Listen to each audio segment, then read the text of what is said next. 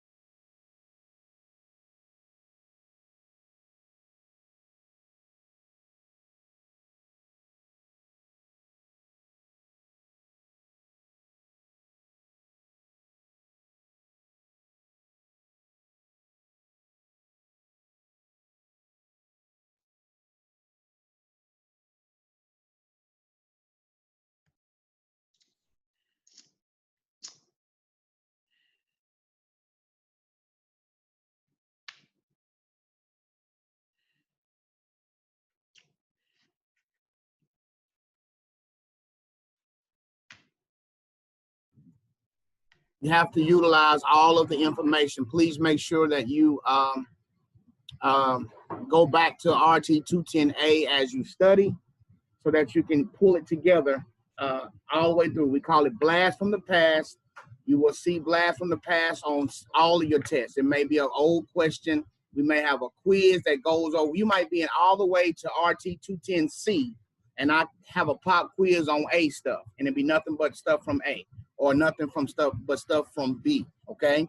So if you don't, this is not the type of class that you can look at one subject and then, yes, I got through with A, now we're done. I don't have to see any of that again. That is not the case in respiratory. You will have to go back and understand and know all of the material, okay? You just hold on, I'll get it later. All right, so we're about to get started now. With first thing we're going to do today is watch a video, a quick video over the heart. It's kind of an animation of the way heart is it's pumped, the blood is pumped through the heart.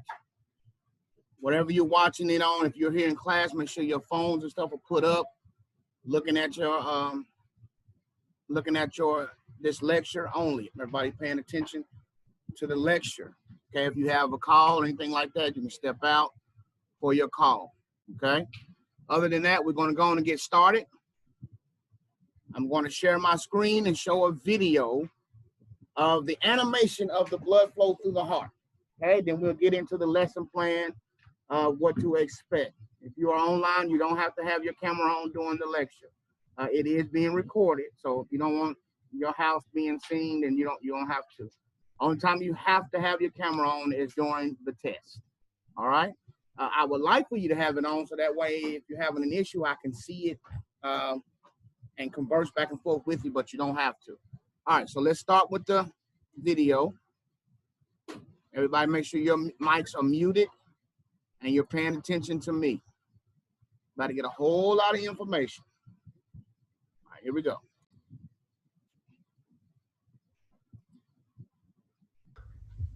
The heart is a muscle about the size of your fist. It lies behind and to the left of your breastbone or sternum. The purpose of the heart is to pump blood through blood vessels, arteries, and veins to all parts of your body. Lecture is online, recording online, so that way people that you can go back and look at the lecture if you need to, if you missed it or anything like that, it'll be online. So just pausing for a moment, let a couple students get logged in, and we're going to go ahead and play the video. Got a lot to cover.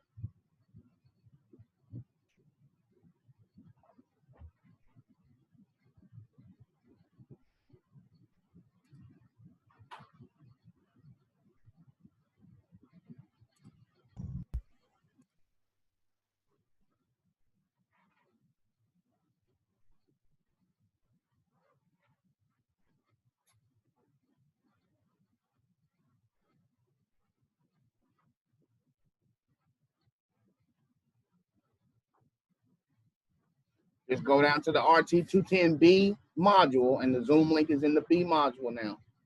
Just go to the module and hit Zoom, and it'll let you in.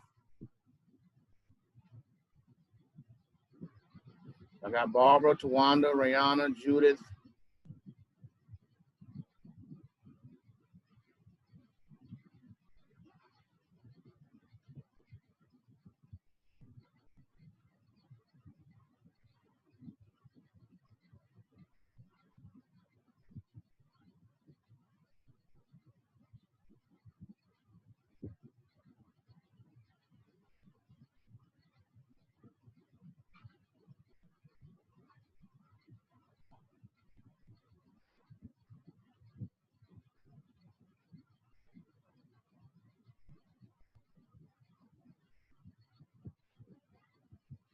All right, let me know when y'all trying to get in so I can let you in. I see Gabby, okay. That's Shauna. All right, and DA. All right.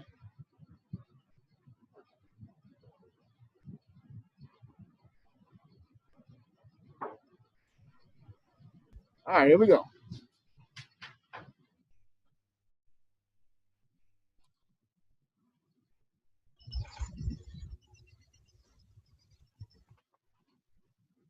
The inside of the heart is divided into 4 chambers. The top two chambers are called the atria and are collection chambers for blood. The bottom two chambers are called the ventricles and receive the blood from the atria and pump it to the lungs and the body. The chambers are separated by valves, which control the direction of blood flow. There are 4 valves: tricuspid, pulmonic, mitral, and aortic. Circulation begins at the right side of the heart, where blood from the body comes to the right atrium. This blood passes to the right ventricle, where it is pumped to the lungs to receive oxygen. Once it receives oxygen, it flows to the left atrium and then to the left ventricle, where it is pumped to the aorta and the rest of the body. On the right side of the heart, the tricuspid valve separates the right atrium and the right ventricle, allowing blood to enter the ventricle but not flow backwards to the atrium. Blood flows through the pulmonic valve to go to the lungs. On the left side of the heart, the mitral valve separates the left atrium and the left ventricle.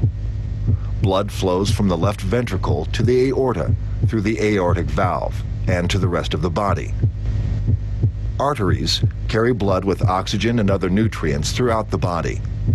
Veins take blood back to the heart, which pumps it to the lungs to be oxygenated.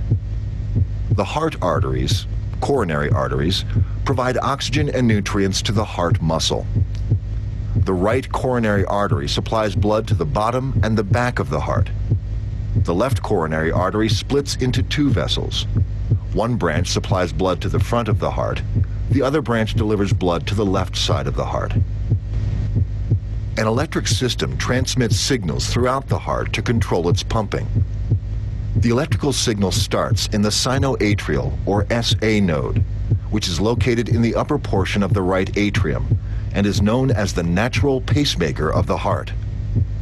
The electrical signal passes down to the lower chambers of the heart via the atrioventricular, or AV node, which controls the signal so the atria contract before the ventricles. In the ventricles, pathways carry the signal throughout the muscle so that they contract at the same time to pump blood to the lungs and through the body.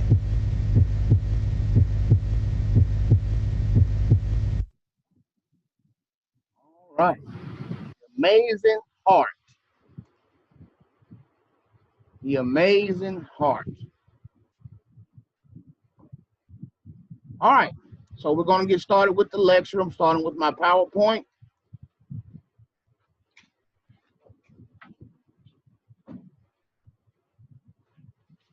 That was a quick overview of nice little animation that I found that you'll understand a little bit as we keep going. You'll understand those parts a little bit better.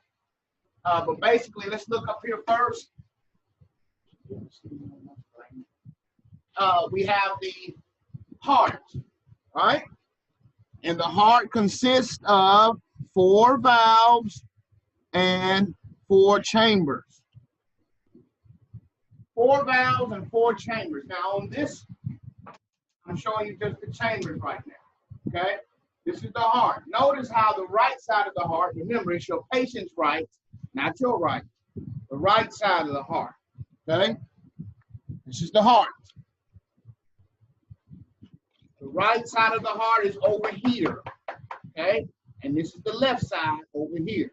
Patient's left, patient's right. On the right side is the pulmonary side, or the pulmonary circulation side. We have 2 circulations in the heart. You got the pulmonary side and the systemic circulation. Pulmonary circulation and systemic circulation. Now, where do you think the blood is going on the pulmonary circulation side? Where's the heart sending the blood to? It's going to get over here, but first it's got to stop somewhere. On this side to what? The lungs. And then it leaves the lungs and goes to the left side, which then goes to the body. Okay? With each pump, each thump of the heart that is happening, blood is coming back from the body deoxygenated. So think about this. When we check your oxygen sac in your finger, right? It should be fully saturated. We want it to be 100% saturated, something very close to that, all right? After the body uses up that oxygen, because that blood is going to the body to be used, that oxygen is going to the body to be used, right? Well, after that blood gets to the body uses up the oxygen and gives off CO2. Remember we said CO2 is the waste product of metabolization.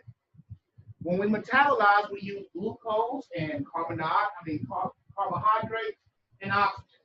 That's what we use when we metabolize, when we're working out, and we're just living, right? The body is the muscles, everything is using up that good old oxygen.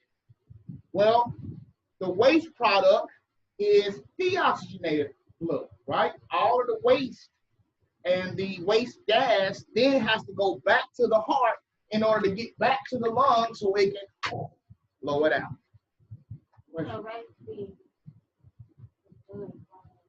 Yes. I'm gonna show you the circulation. Everybody in here is gonna know the blood flows through the heart like the back of your hand. Okay?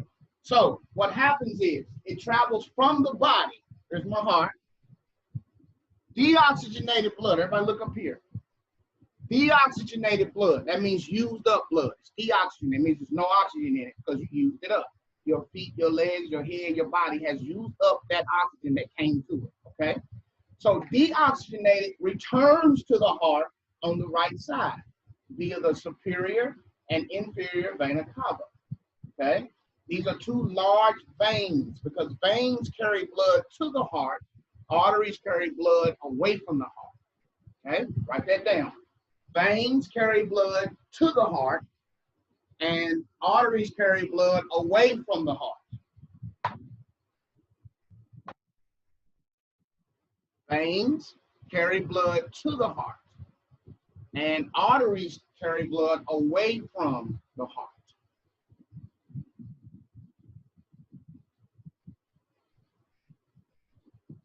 Therefore, arterial blood is the blood that's leaving the heart, going to the body. So it should be full of what?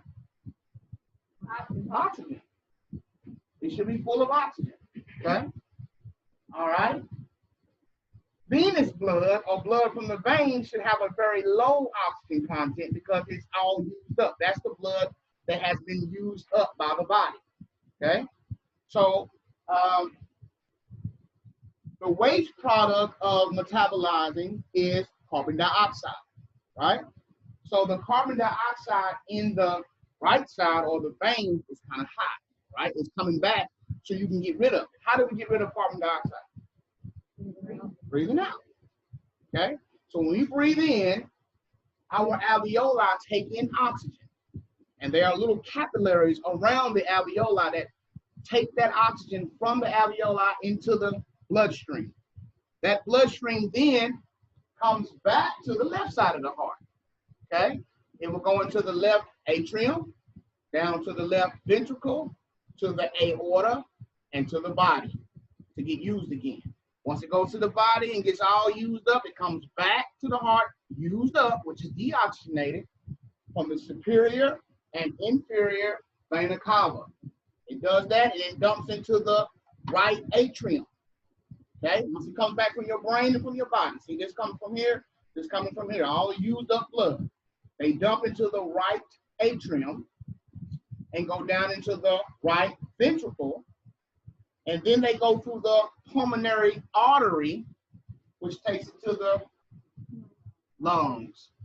When it gets to the lungs, it blows off the CO2 and picks up more oxygen. Because when you inhale, you suck in oxygen, right? So you exhale out the bad blood or the bad gas, and you inhale fresh oxygen. Now the lungs are full of oxygen with that inhalation, right? Then the blood returns to the heart again through the pulmonary veins, right? Pulmonary veins will take the blood back to the heart on the left side. Now it is fully oxygenated, okay? You blew off the CO2 and you inhaled a good old amount of oxygen. It's oxygen rich. Now it's bright red, okay? It dumps into the left atrium, then down into the left ventricle, and then the left ventricle will push it through the aorta and then back to the body, brain and the body. And it just does it every time. So the heart is just a pumping station. It's a pumping station that takes blood where it's supposed to go. Okay? It's a pumping station. Now, we're going to go over that a little more in detail, of course, because you want to know it. And everybody's going to recite the blood flow through the heart, and you're going to know it. But just know that the heart has two circulations. We have a pulmonary side or pulmonary circulation and a systemic circulation. That means the circulation that goes to the body. On the systemic side, that is the blood pressure side, right? Because when we take a blood pressure, we put the cuff over the brachial artery, right? Brachial artery. All right, so that's just kind of like a little basic. So you have 4 chambers. We're going to, everybody say them after me. Right atrium, right ventricle. Left atrium, left ventricle. All right? The right side is the pulmonary side. The left side is the systemic side. That's the one to the body. Okay? That's the one that goes to the body. Right? After the body uses up that good old oxygen, the blood has to return back to the heart so it can get picked up. It can get sent to the lungs to pick up a fresh, right? It's like a bus, right? It's like a bus. The blood is kind of like a bus. A bus is traveling and it has oxygen in it, right? Okay? And it travels to the body, right? And it lets off the oxygen, right? At the body. It's like a little bus stop. It stops at the body, gives all the good old oxygen to the body. The body says, thank you, right? And then who gets on the bus? Carbon dioxide, the waste, right? Because the carbon dioxide has been waiting. It's used up. So now here comes the carbon dioxide getting back on the bus, right? Oxygen gets off, carbon dioxide comes on, right? Then that bus travels back to the heart on the right side, okay? And the heart says, all right, pushes that deoxygenated blood to the lungs so the lungs can, and then turn it into oxygen and blow out the what? Carbon dioxide. Then the bus goes back to the left side, fully oxygenated, right? And then to the rest of the body. Does it over and over again. 24 hours a day, every beat of your heart since you've been alive. Every beat of your heart since you've been alive. So you see how the heart and the lungs work hand to hand. That's why you're called a cardiopulmonary therapist. Huh? Yeah, the blood returns to the left side of the heart oxygenated, hopefully. Okay, you want to learn conditions in which that doesn't happen. And you're going to have to understand the disease process where that is not happening. Okay, when that's not happening. All right, so the heart has 4 chambers and 4 valves. Now, the valve between the right atrium and the right ventricle is the what, Gabby? The valve. Let's just say this little valve here. There's 4 valves, right? The valve between the right atrium and the right ventricle is what valve?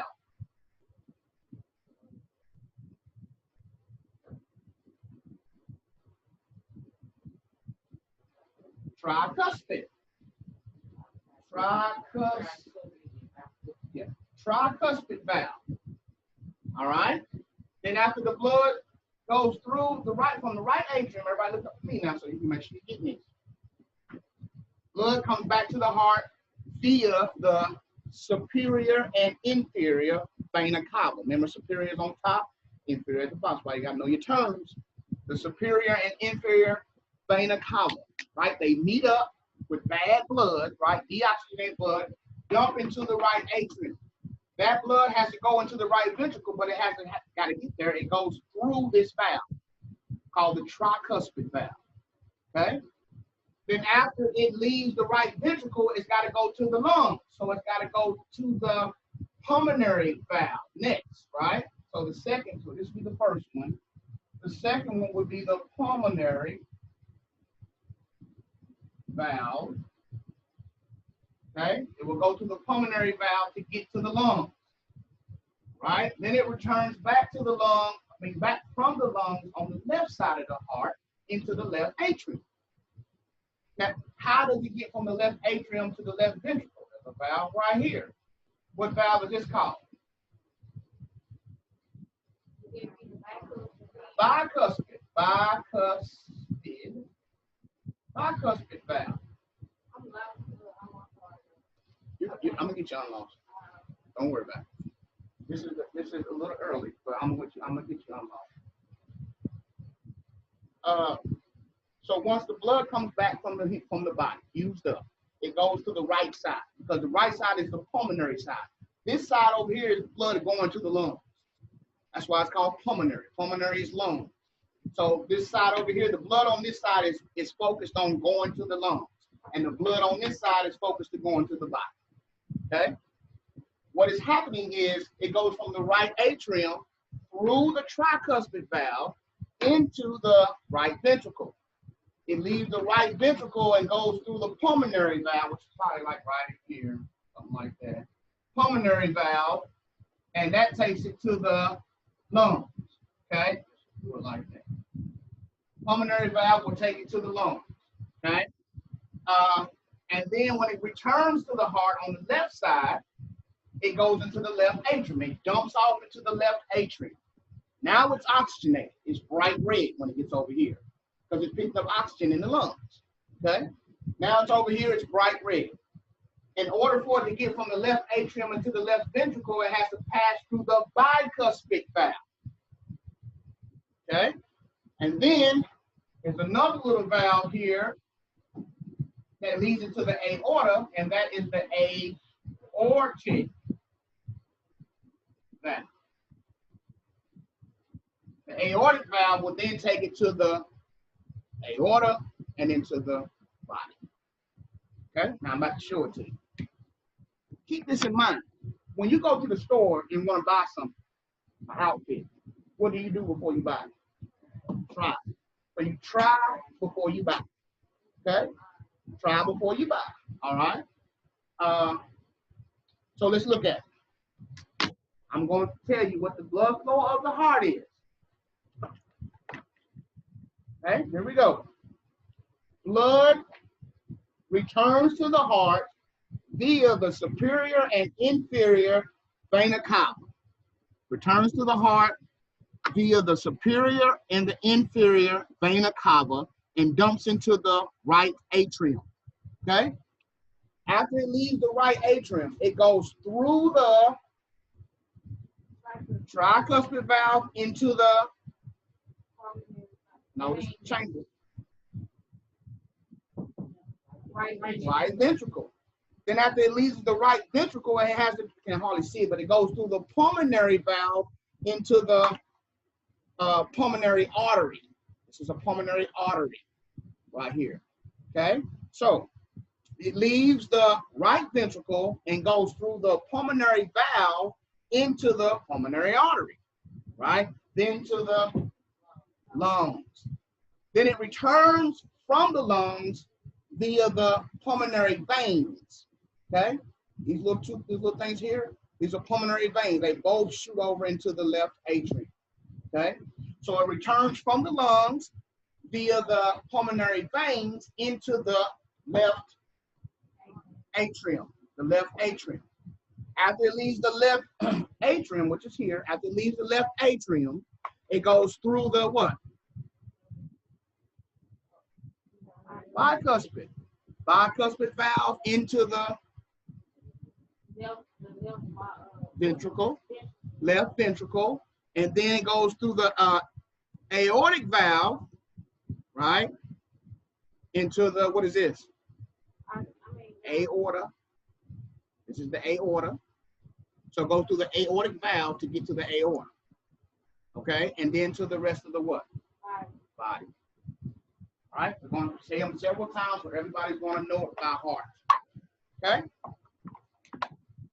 Again, blood comes back to the heart via the superior and inferior vena cava. Right? It dumps into the right atrium, goes through the tricuspid valve, then into the right ventricle, through the, see when I say through, I'm talking about valve. When I say into, I'm talking about a chamber. Okay? So I want everybody looking up here. All right. blood returns to the heart via the superior and inferior what? Vena cava. Say it out loud. Vena cava. It dumps into the right atrium, goes through into the pulmonary artery, and then to the lungs. Okay. Then it returns from the lungs via the pulmonary veins into the left atrium,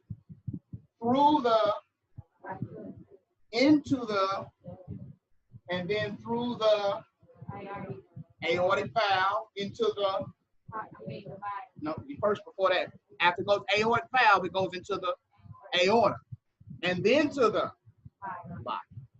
That's it.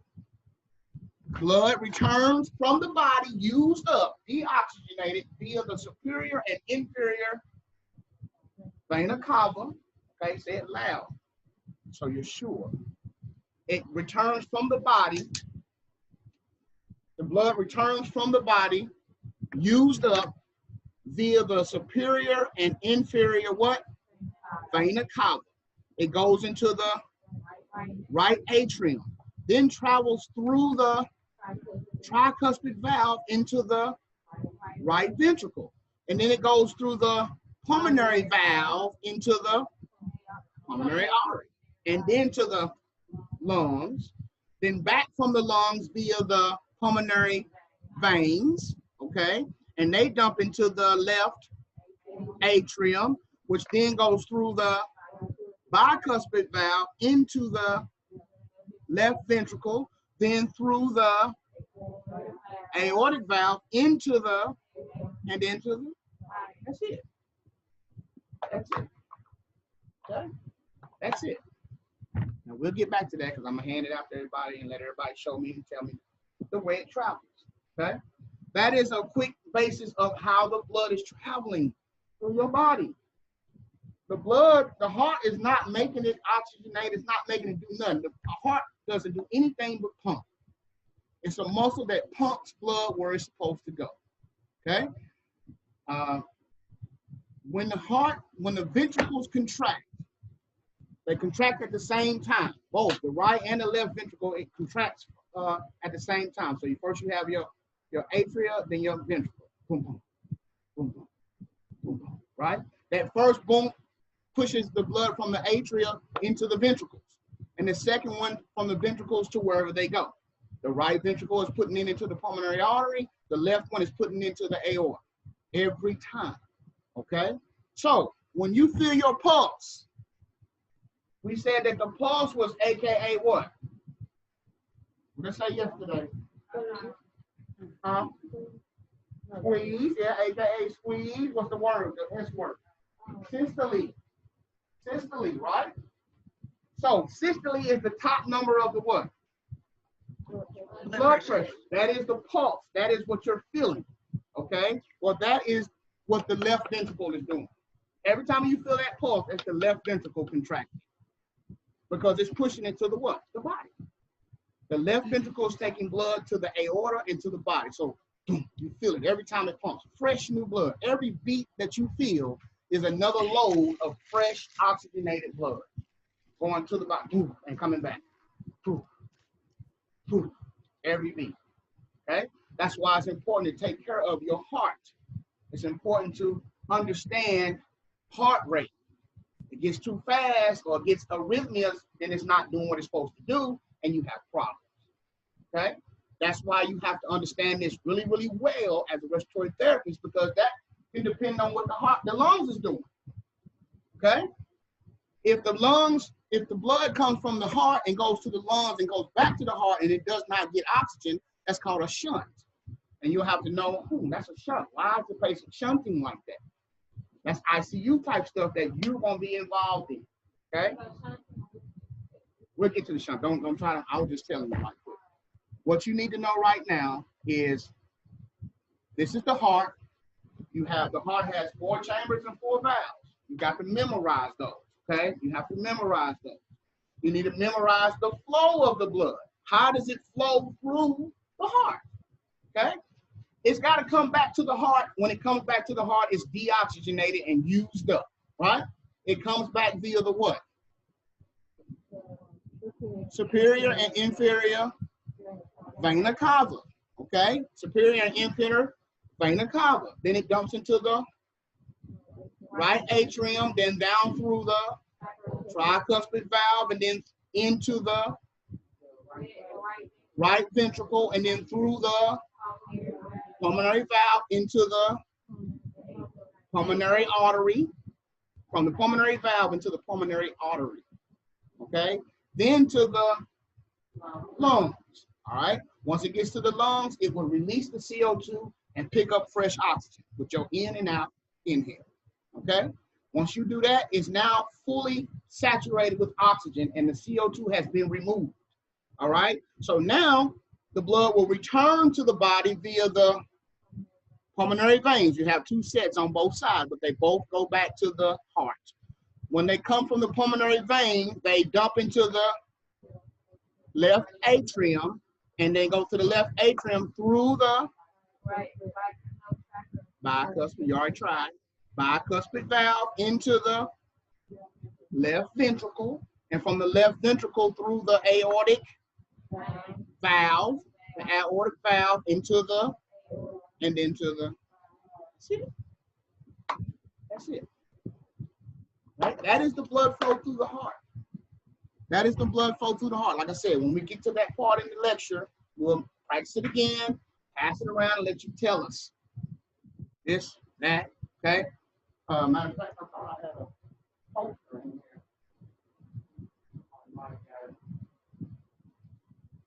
But it's several. It's in the book, it's in your reading, all of it. So make sure you do, because just not know a memorization and that's it. You got to know what's going on, okay? And when you get farther, guess what? There's pressures in each one of these chambers. But that's later. That's after you get, this is the introduction. When you get into hemodynamics in 250 and 240, you're gonna have to know what is the pressure inside this pulmonary artery, right? What should it be? And if it ain't that, how can I get it that way? What kind of gas can I utilize to open it up? Because the blood can't get through. Just think about this.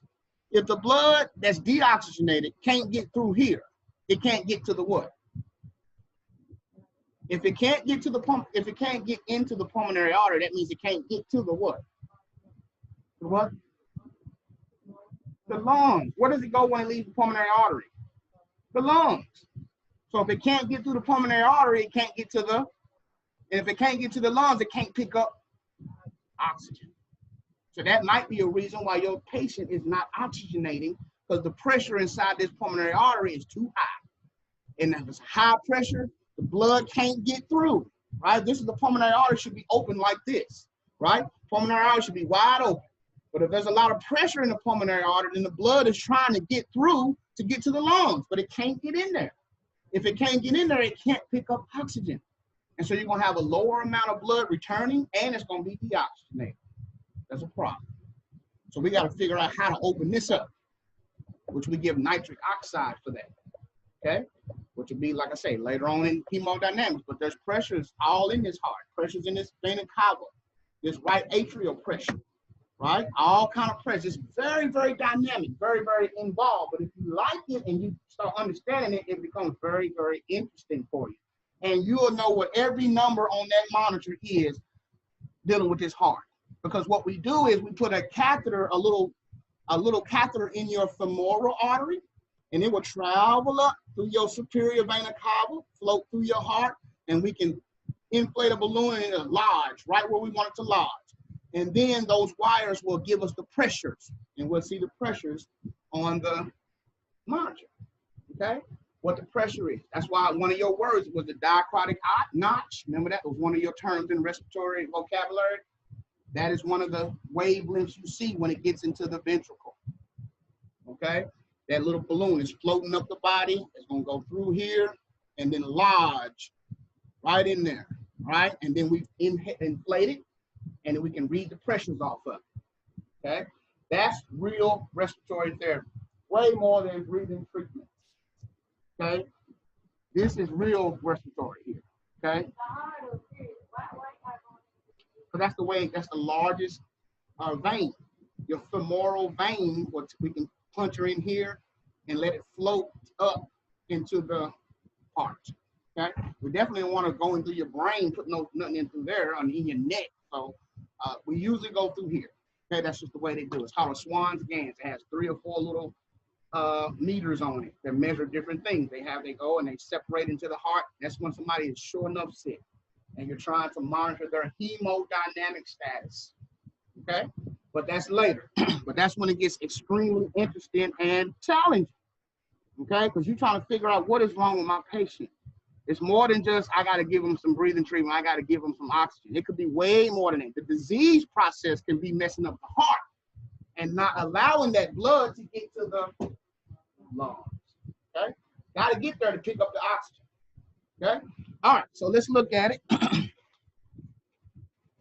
Let's look at the. Let's start with the blood. I'm going to share my screen for the PowerPoint.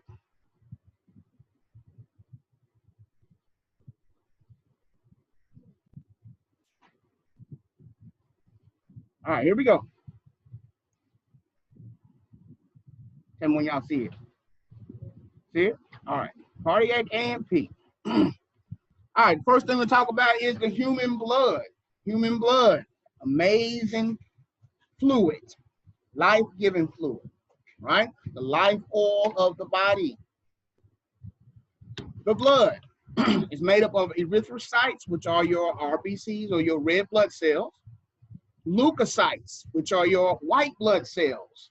The white blood cells or the leukocytes are the soldiers of the blood, right? Whenever there's an infection in the blood, your body's white blood cell count will rise if it's a bacterial infection. If there's a bacterial infection, the white blood count will rise. It will be elevated and let us know, hey, he got an infection, right? Those are the soldiers of the blood. The leukocytes, also known as white blood cells. Then we have what's called platelets. What do you think the platelets are for? What do we need platelets for? The platelets are for clotting, the clotting factor. If you get cut, you will bleed to death if your platelet count is low. You want to make sure the blood has the right amount of platelets, because they go to the cut and they kind of stick themselves in the cut and make sure you don't bleed to death. It's like they get hard and they like crust, right? The scab and all that. Well, the platelets will get to the cut and form a boundary where the blood can't escape the body.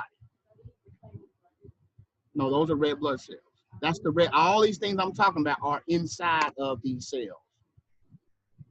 All right, all this stuff is part of the blood. Okay, all this stuff is part of just the red blood you see. You got RBCs, you got white blood cells, you got platelets, you'll have proteins, you got all kind of stuff in your blood. Okay, but those red disc things you see there, those are the red blood cells.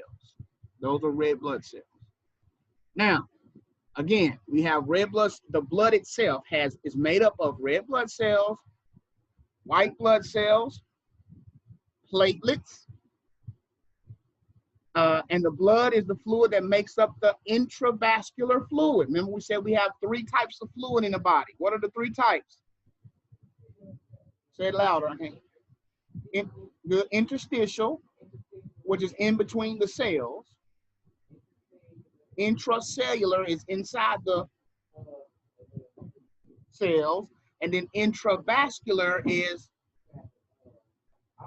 inside the vessels. The fluid that's inside the vessels, like veins and arteries, right? Those are your vessels. The fluid is, you have intravascular, which is the fluid that's inside the vessel. You have interstitial, I-N-T-E-R. Interstitial is in between the cells. And intravascular, we say that already? Intravascular is inside the vessel. Interstitial is in between the cells. And intracellular is inside the cell. Intracellular. So intra means inside. Inter is in between. Okay? So the blood is that fluid that makes up your intravascular fluid. Huh? What you saying? Intravascular is the inside the vessels. Inside the vessels.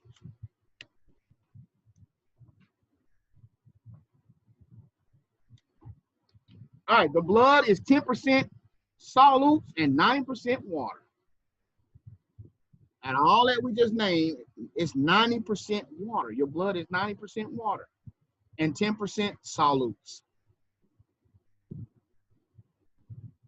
Everything that we talk about is you're going to have to know. You're going to have to study, know, break it down. We're going to be looking at the heart through various levels, right? Various lenses. We're going to look microscopic or cellular lens. We're going to look the electrical lens, which is the EKG. That's to look at the heart through electrical purposes. We're going to look at it at the cellular level, what is happening at the cellular level when it contracts and when it relaxes, all of those things, okay? All right. What does the blood do? This is very important. This will be one of your oral exam questions. They're going to say, what are the 4 purposes of the blood? Or give me 4, or give me 3, or whatever.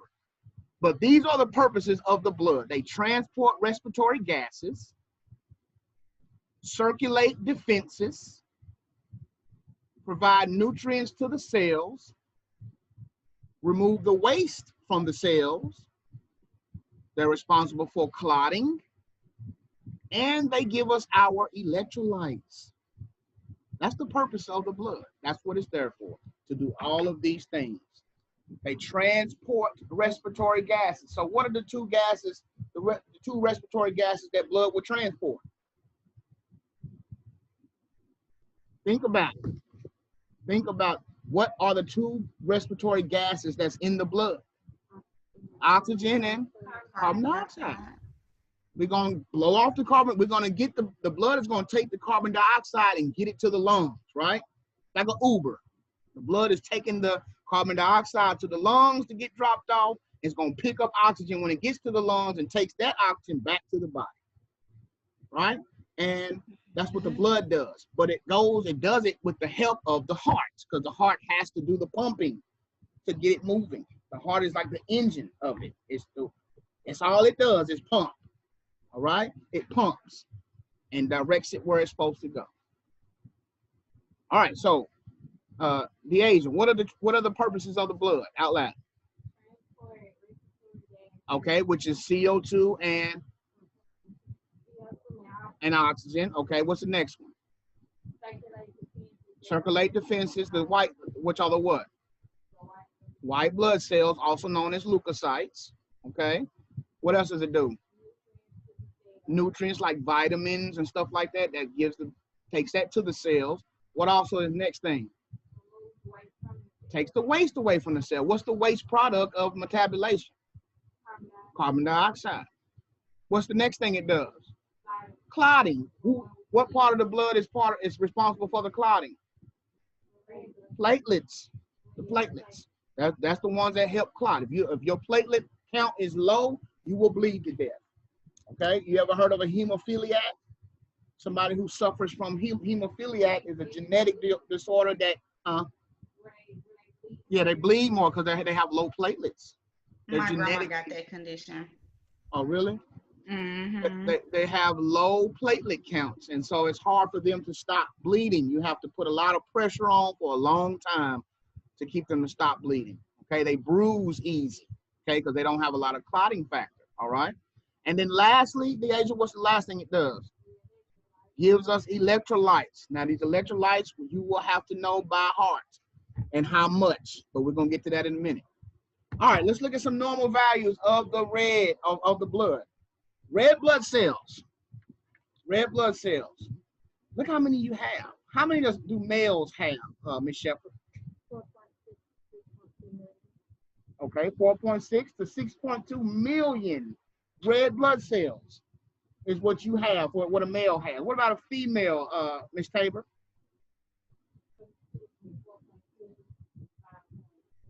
Good. 4.2 to 5.4 million. So when they ask you the normal red blood cells, you use the male and female. So just say 4.6 to about 4.6 No, 4.2 to 6.2 million. See that? You take, when they ask you the roundabout for male and female, you just say the lowest for female is 4.2, highest for male was 6.2, right? So the question may say, what is the normal red blood count? You just say 4.2 to 6.2 million. That covers male and female, okay? You see that, Deasia? Okay, that covers male and female.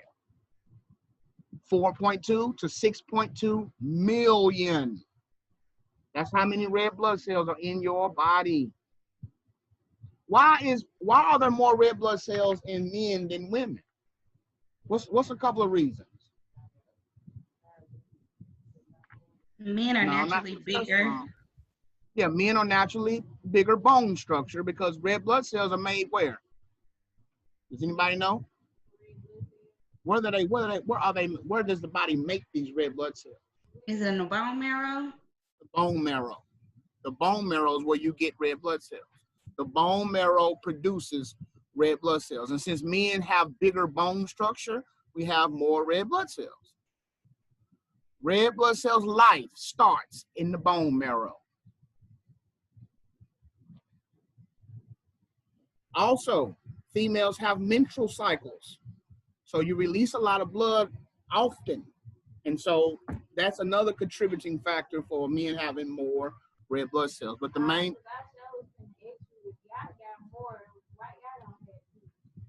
Oh, that's a female thing, not a male thing.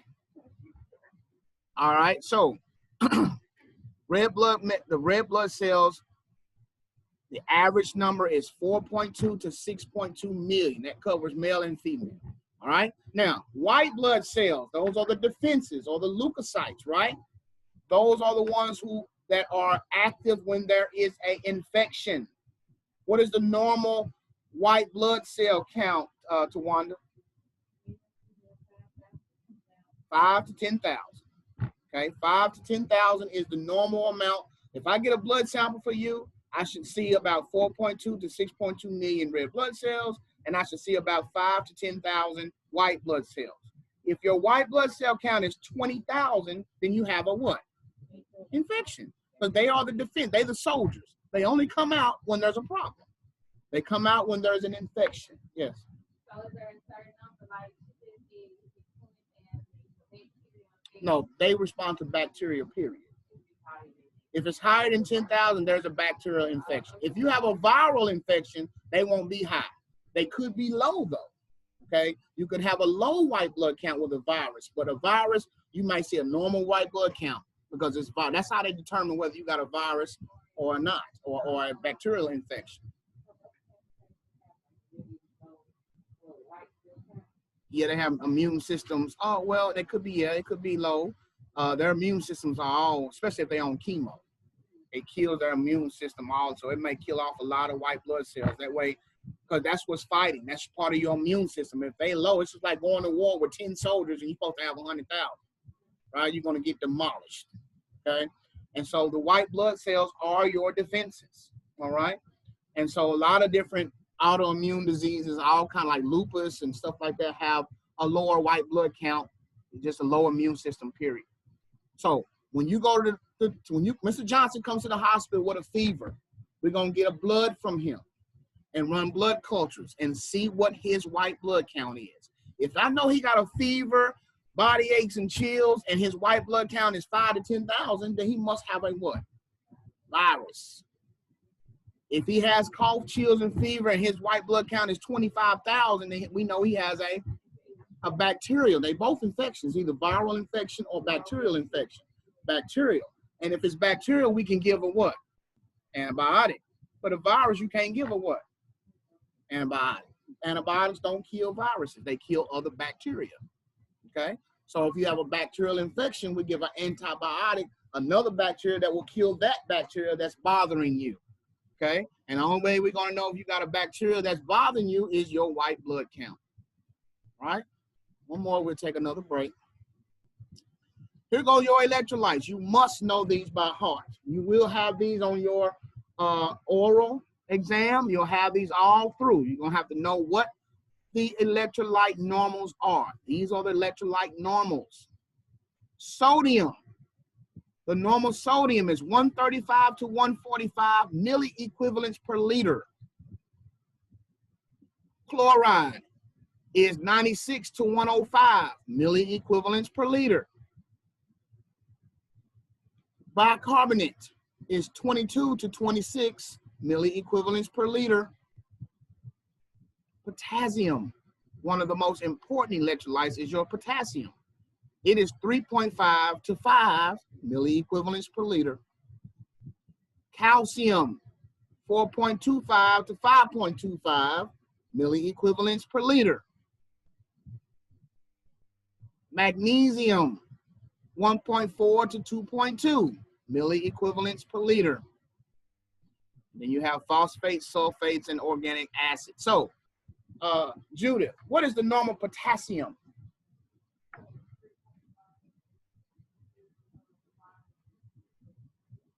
Milliequivalents per liter. You definitely have to know that suffix, because if you don't, you answer the question and you don't know the unit of measure, it's going to be wrong. Because the test might say grams, it might say milliequivalent per liter, it might say decaliters. You got to know what the unit is. Okay?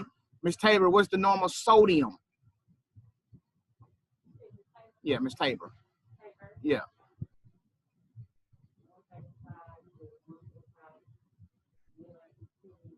Milliequivalents per liter. Good. Rayana, what about chloride? What's the normal chloride, Rayana?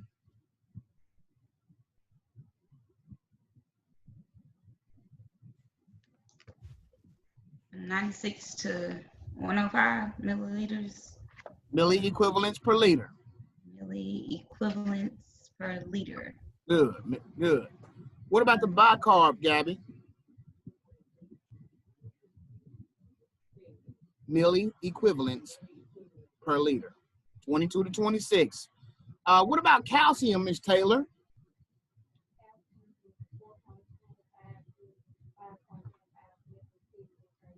Good. And Ms. Shepherd, what is magnesium? 1.4 to 2.2. Good. You have to memorize these. So if I was you, I would make flashcards for these for sure. You have to memorize these. And another reason is because the electrolytes, what's the prefix of electrolyte? Electric, right?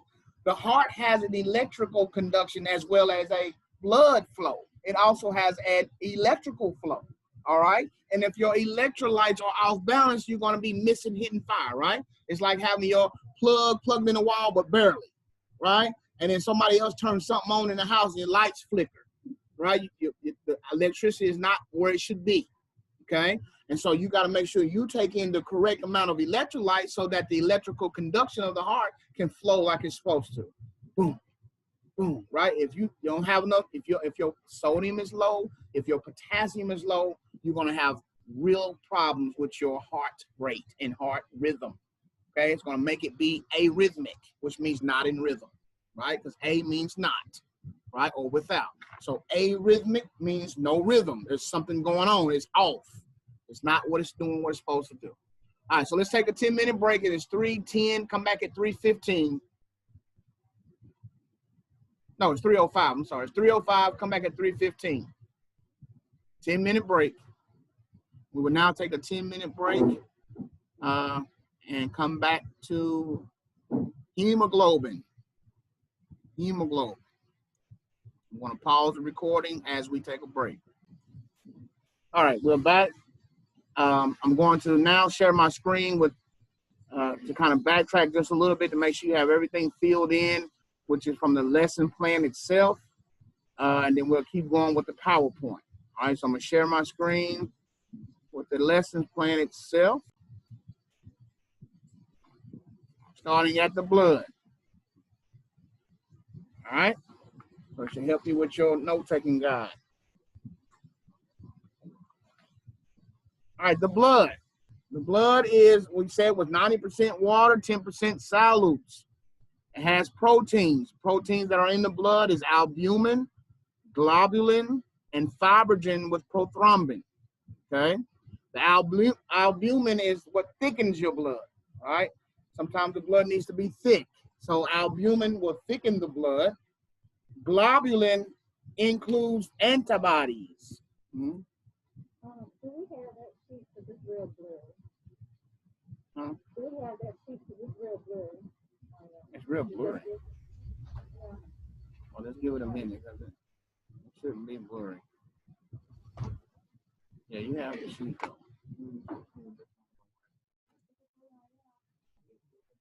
Okay, I'll see what's. I'm gonna stop sharing. Share it again. It is the first time we shared it. Okay, what it look like now? Same. Blurry? Okay. We have Maybe it's true. No, I can't even make that.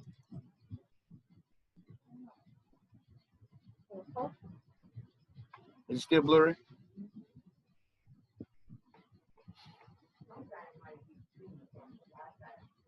Could be. Could be. You on your own Wi-Fi? Cause I'm seeing your Wi-Fi on here. Yeah, I just changed the mic. Oh, okay. Because they were saying that the bandwidth was low. Okay. All right.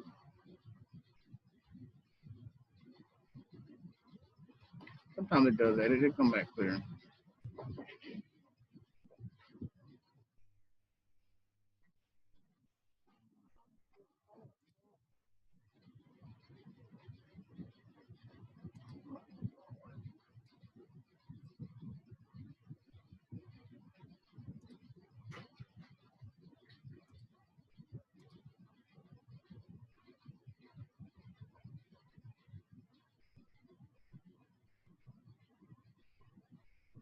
All right.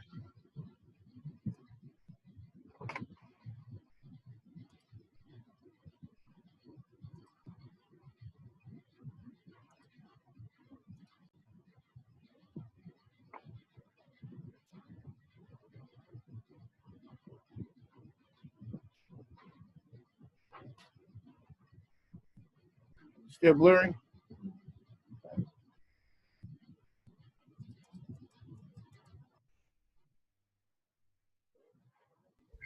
It's still blurry, Mr. McCartney. Okay.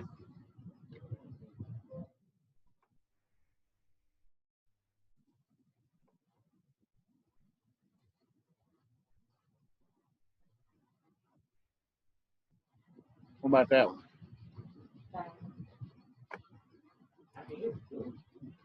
Yeah, it should be working. There's no reason for it not to be working.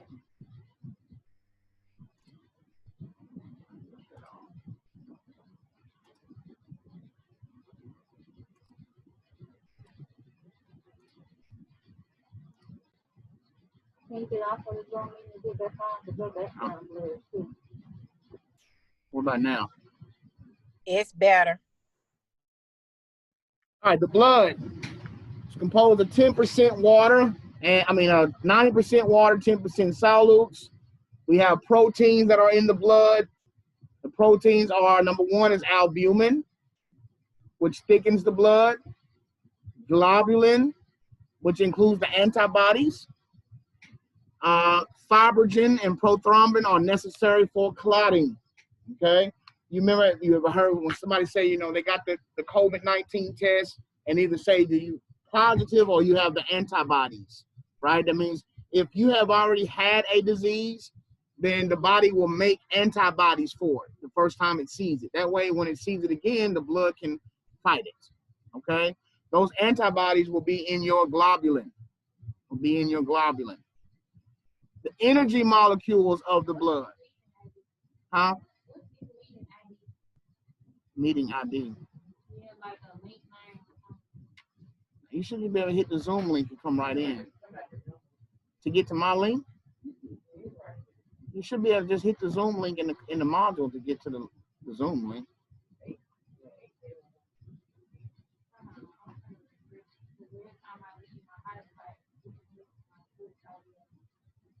But your on your Canvas, you should be able to go into Canvas and just hit the link without putting in a meeting number and stuff like that.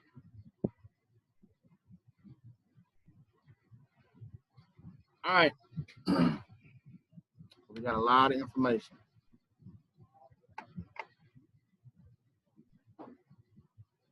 You can see you can still see my screen? Huh? Okay. All right, we have energy molecules. The energy molecules will be, of course, glucose, lipids, and amino acids. Those are the energy molecules of the blood.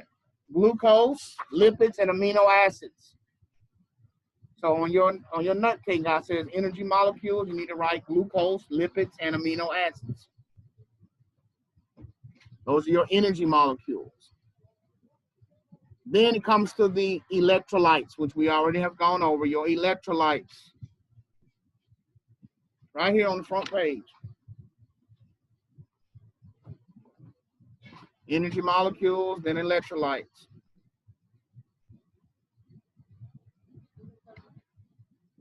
Huh?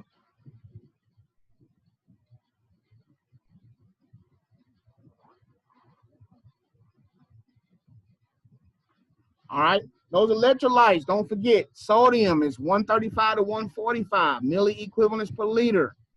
Chloride, 96 to 105 milliequivalents per liter. Bicarb, 22 to 26 milliequivalents per liter. Potassium, 3.5 to 5 milliequivalents per liter.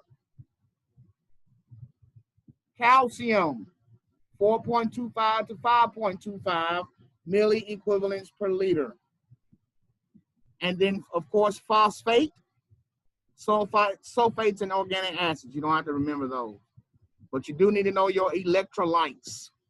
The ones I have shaded in that blue color, you got to know those, okay? You have to know those electrolytes. Because when I ask you, what is the normal potassium? You got to be able to tell me that is 3.5 to 5 milliequivalents per liter. Okay? All right. We talked about the cells. We said erythrocytes are your what? Red blood cells. Your erythrocytes are your red blood cells. How are they produced? In the bone marrow. Produced in bone marrow. And they contain what? Hemoglobin. Hemoglobin. Now, the normal hemoglobin normals for male and female is 12 to 15 grams per deciliter. 12 to 15 grams is the normal hemoglobin. I'm going to highlight that for you. Normal hemoglobin is what?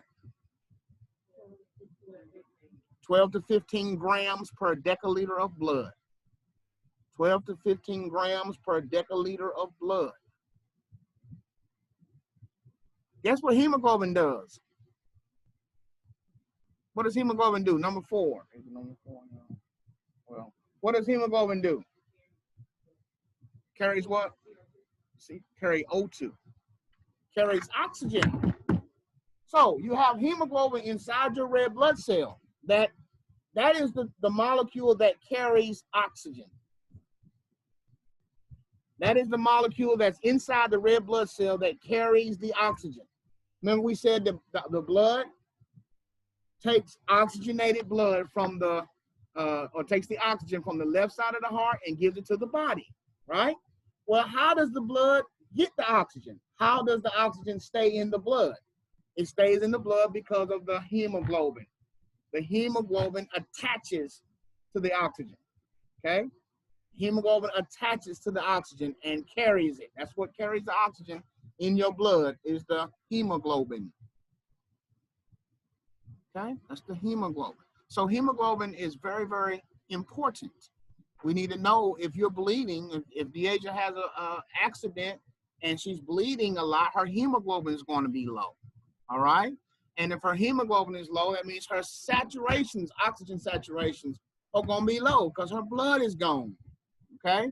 The blood or the hemoglobin is what carries the oxygen, okay? It's what carries the oxygen. So if you don't have a high hemoglobin or it's very, very low, you're going to have an issue with your carrying capacity, right? You're going to have an issue with your oxygenation, okay?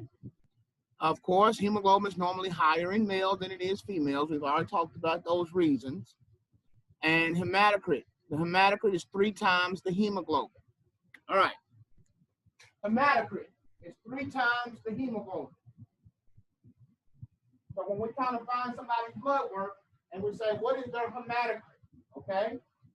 Hematocrit is 3 times the, so HCT hematocrit is 3 times the hemoglobin. That is the formula for hematocrit. All right? So if Mr. Johnson has a hemoglobin of 15 grams, what is his hematocrit?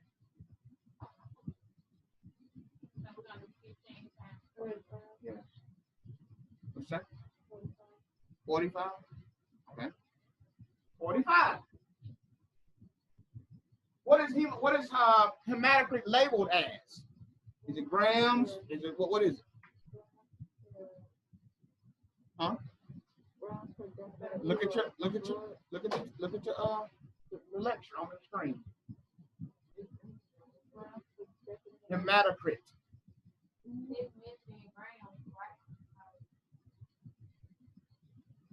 Hematocrit. Number 3. What's number 3 say? Oh, pounds. Well, what's the LLB? Hematocrit. Number 3 says hematocrit, right?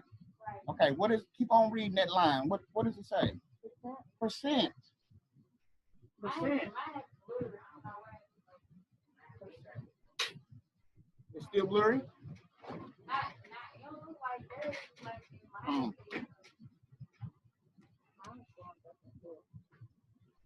All right.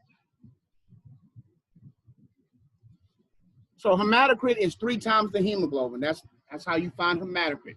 So when we get blood from somebody, we'll say, let's get an H&H. You might hear that in the hospital, in the ER, they may say, let's get an H&H. Well, they're trying to find out the hemoglobin hematocrit number, okay? They want to know what the person's hemoglobin and hematocrit number is. That's very important when it comes to whether you oxygenating or not, because hemoglobin carries what? Oxygen. Hemoglobin carries the oxygen. All right. How many red blood cells did we say we have?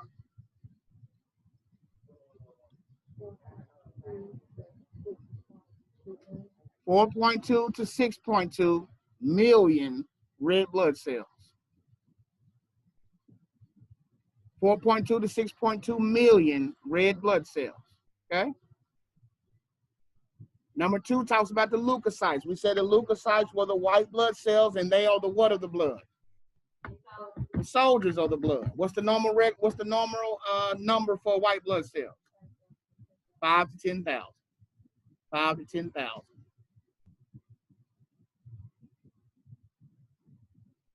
All right, now the white blood cells, not only are they the soldiers, but they kind of break up into different things. Okay, you have the white blood cells. You have the eosinophils. Say eosinophil. They are for allergies and parasites, allergens. They're the ones that come out when you have an allergy. The eosinophils. Basophils, say basophils. What do? Secrete heparin. Secrete heparin. Heparin is what we use to thin the blood. If the blood is too thick, we can give them some heparin.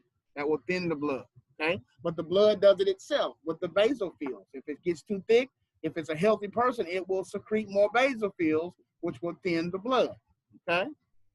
What about the mononuclear monocytes? What do? What is a phagocyte?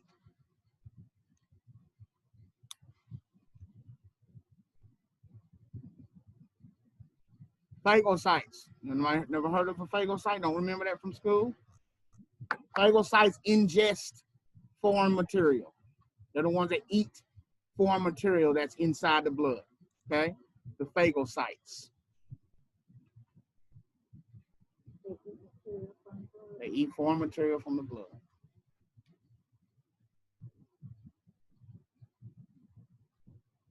What about the lymphocytes? Say lymphocytes. Lymphocytes. What are they for? Good. The immune system. Your lymph nodes are a network of little nodes that are connected that help you with your immune system. The lymph nodes. So whenever you get sick, right, does the doctor feel your throat and see if you can feel those lymph nodes, right? If they're swollen, you have an infection, okay? When the lymph nodes become swollen, that means it's a sign of infection. You have lymph nodes in your neck, you have them under your arms, and you have them in your groin area. And we already said that the white blood cell count is usually 5 to 10,000.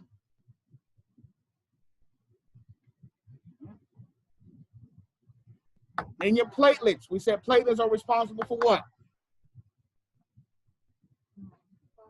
Clotting. Need your platelets for clotting issues. Okay? All right. We talked about the purpose of the blood already. We talked about the places where the blood is, where the fluid is found, the types of fluid we have. Yes. No. The places where the blood is found, where the fluid is found, we have fluid in 3 places. We have intravascular, interstitial, and intracellular. Right? Those are the 3 places where fluid is found in the body. So make sure you know those 3 places. So intracellular, Ms. Taylor, is where? Intracellular. Blood, the fluid that's intracellular is found where? Inside the cell. Okay. Interstitial is found where, Judah? In between the cells. Okay. And then intravascular, which is the blood, is found where? In the what? In the Vessel. In the vessels. Good. All right. So the purpose of the blood, we said, to transport respiratory gases, circulate those defenses. They give nutrients to the cells, take away waste from the cell. They're responsible for clotting and electrolytes. Make sure you know the purposes of the blood. That's what the blood is there for. Good old blood, the life force of the body. That's what its job is. That's the purpose that we have blood.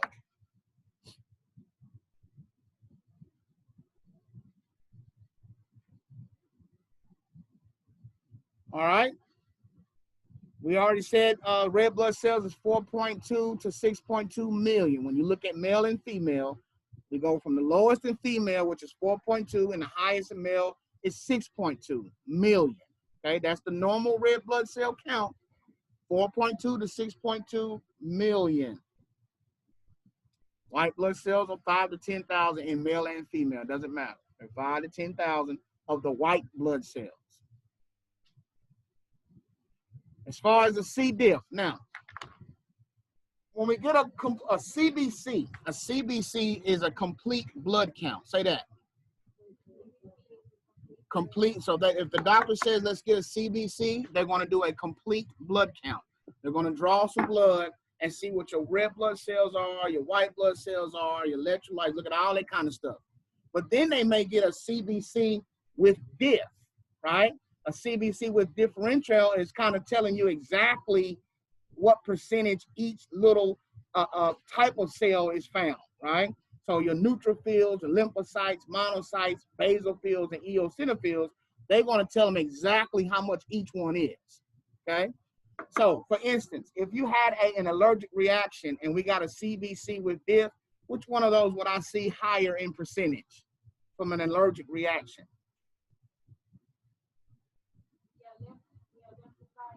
That would be for about some kind of infection. I'm talking about an allergic reaction, allergies. Which one is it responds to allergies? Eosinophils. So our eosinophil normal is 0 to 6%. But if my eosinophils are 15%, that must mean I'm suffering from a what? Allergic reaction. My allergies acting up. So if they wanted to know that, they could know that with a diff. Okay. You don't always get a diff when they get blood. That's just every now and then. They're really trying to be specific. But you don't have to know those percentages about each one of those. You don't have to know the percentages of each one. Just know that if we get a CBC with diff, it will tell us the exact amount of each cell that's in the blood. Okay?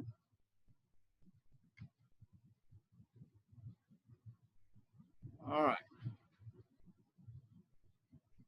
HCT, that's the hematocrit. Males 40 to 54%, female 38 to 47%. Hematocrit. It's 3 times the hemoglobin.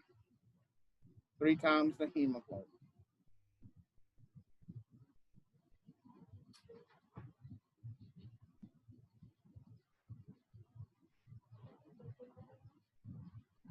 It 38 to 47%.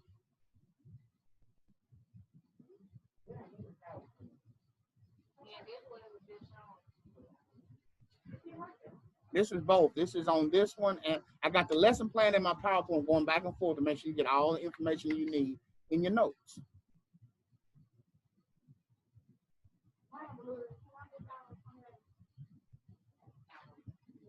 Yours went blurry?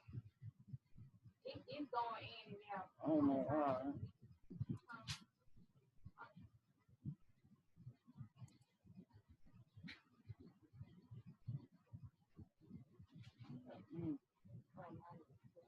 Huh?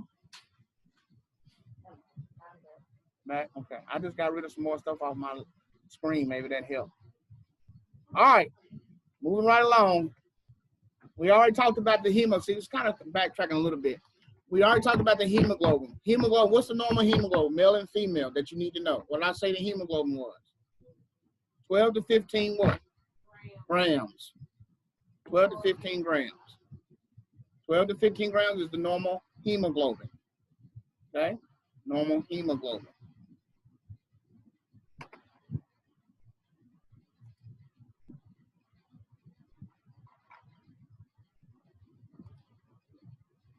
All right. Now, you want to know the said rate. But the finger puncture test, it says finger puncture, it measures the amount of time it takes for blood to clot. Sometimes we can do that. If we want to know how your clotting is, we can do the finger puncture. Puncture your finger, get a little blood, and see how long it bleeds. Male and female, it should be 2 to 9 minutes, and it should stop. Okay? 2 to 9 minutes, it should stop. If it don't stop, then you're having a clotting issue. You're having a clotting issue. Then we can do what's called a finger pinch check. Now, everybody look at your thumb. Look at your thumb, and I want you to squeeze, put your other fingernail on that thumbnail and push down till it turns white and hold it there. So it's white. It's good, and we got to pinch kind of hard so you can see kind of white, right? It should be white. All right, pinch and just hold it. Pinch and hold, it should be good and white. All right, then let go. See how it came back red? That is, huh? Use your fingernail to punch your other nail. Your nail, thumbnail. Yeah, push down on your thumbnail. And then when you let go, it comes back red, right? That's giving us cardiovascular. That's a quick check the doctor can do to check for cardiovascular integrity. If it takes a long time before it comes back red, you're having a circulation problem. You have a circulation problem. I guess it don't say how long. It should come right back. It should come back. If it takes 10, 20 seconds to turn back red, then you have an issue with your circulation, okay? The pinch fingernail, you pinch it till it blanches. That means white. Blanches means it turns white. And then you let it go. That checks for cardiovascular integrity, all right? How well is your heart pumping, that left side pumping that heart blood back to the body? If it's barely pumping, or is it pumping right, okay?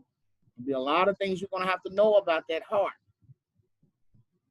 All right, so let's look over to the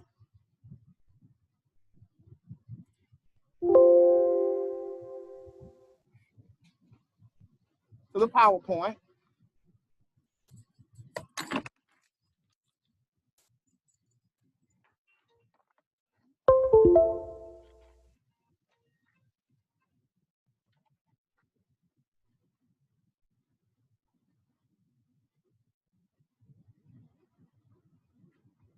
All right.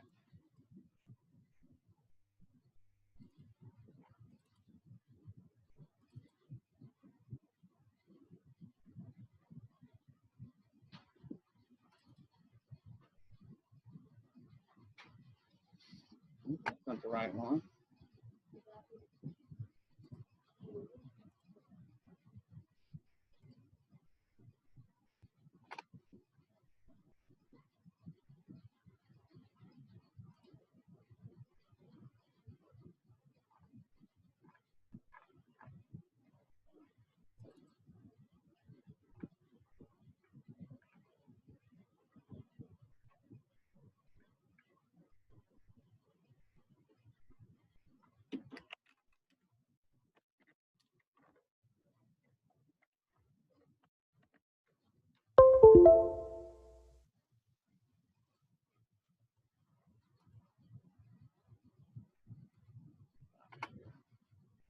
All right, let me pull up that PowerPoint again, the good one. All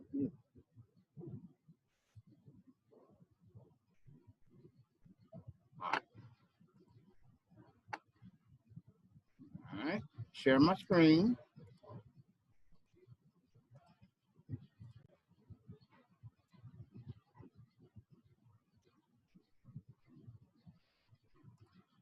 Y'all see my screen? Okay, do the slideshow. All right. Now, the hemoglobin. We said the hemoglobin is the carrier. That is the one that carries the oxygen in the blood. All right. We said, we talked about male and female have a little slightly different numbers, but the main number for hemoglobin is 12 to 15 grams for male and female. That's the normal hemoglobin. Okay, the normal hemoglobin. Now, here's the hemoglobin in action. Now, you have the red disc. Those are red blood cells, right? Those are the red blood cells. Let me put my little pointer on here. This is the red blood cell, okay? These little other little carriers in here are the hemoglobin. So watch. Oxygen right here is entering into the bloodstream from the lungs, right? Oxygen enters into the blood and gets picked up by the what? Hemoglobin. It attaches to the hemoglobin. Look at number 2. Oxygen bonds to the hemoglobin. Now you see that red blood cell with the hemoglobin full of what? Oxygen. Full of oxygen. Now, when the blood makes it to its destination, right, to the body, to the tissues, what happens? It releases the oxygen to the tissue so you can live, right? So when it releases that, it's going to release that and the blood will pick up CO2 and go back to the heart to the CO2 to get blown out and to pick up some fresh oxygen and do it all over again. 1, 2, and 3. 1, 2, and 3. 1, 2, and 3. That's what's happening. That's the hemoglobin in action. The hemoglobin is what carries the oxygen. So once it gets, when the blood, which is returns to the heart via the what? Look up here. The superior and inferior vena cava. It dumps and it's deoxygenated. It's the right side, means there's no oxygen in it. Okay, it has already released its oxygen to the tissues. Now it's coming back so it can pick up some. It comes back to the heart, deoxygenated via the superior and inferior vena cava on the pulmonary side. Okay, the right side is the pulmonary side because this blood on this side going to the lungs. And that's why we call it the pulmonary side. All right, so it dumps when it comes in, dumps into the right atrium, goes through the tricuspid valve into the right ventricle, and then through into the pulmonary artery, and then to the lungs. After it leaves the lungs, it comes back to the heart via the pulmonary veins, dumps into the left atrium, goes through the bicuspid valve into the, and then through the aortic valve, and then to the aorta, and then to the body. So 1, 2, and 3 on your screen, that's what's happening. When the blood is in the lungs, it's picking up fresh oxygen. And the hemoglobin is, ooh, there goes some oxygen, grab it, right? And the hemoglobin is holding oxygen like this in the blood. It comes back to the left side of the heart and gets pumped to the body, which is the systemic side. Once it gets to where it's going, it say, here you go. It lets the oxygen go for the body, and the blood picks up CO2, and they roll out and come back to the heart again, so it can get to the lungs to blow off the CO2. Okay? That is the function of the heart and the blood flow through the heart, which you all are going to know down pat. All right? So that's hemoglobin in action. All right, the heart and its positioning. Where is it located, Gabby? Tell me the three locations part of the heart. Posterior to the sternum. What's that mean? What's posterior mean? Behind it. Then what's the second one? Superior to the diaphragm means what? Above the diaphragm, and then slightly to the left. Okay, so it kind of points slightly to the left. All right, slightly to the left, the patient's left, not your left. All right, what are the layers of the heart, Ms. Tabor? Oh, you're trying to get in?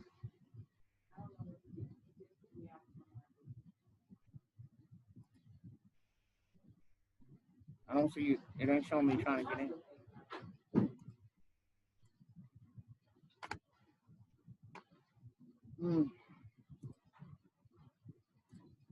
All right, Ms. Judith, tell us the layers of the heart. Pericardium, that's the little sac around the heart. Then you have the epicardium is the what? Exterior heart wall. The exterior heart wall of the heart is the epicardium. Like you can say that. And then look at this. This is the myocardium, because this is the muscle of the heart, right? The actual heart muscle, or the middle layer, right? And then inside there will be the what? Endocardium.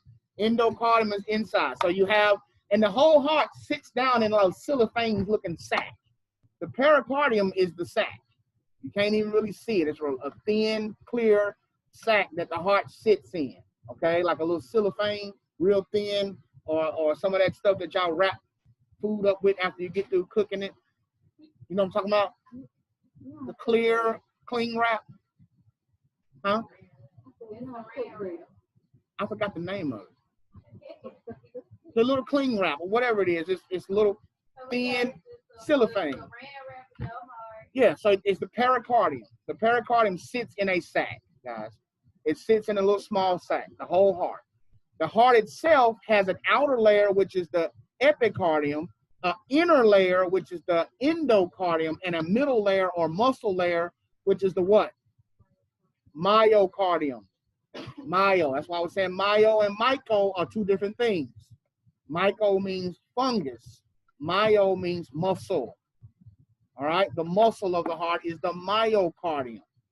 All right?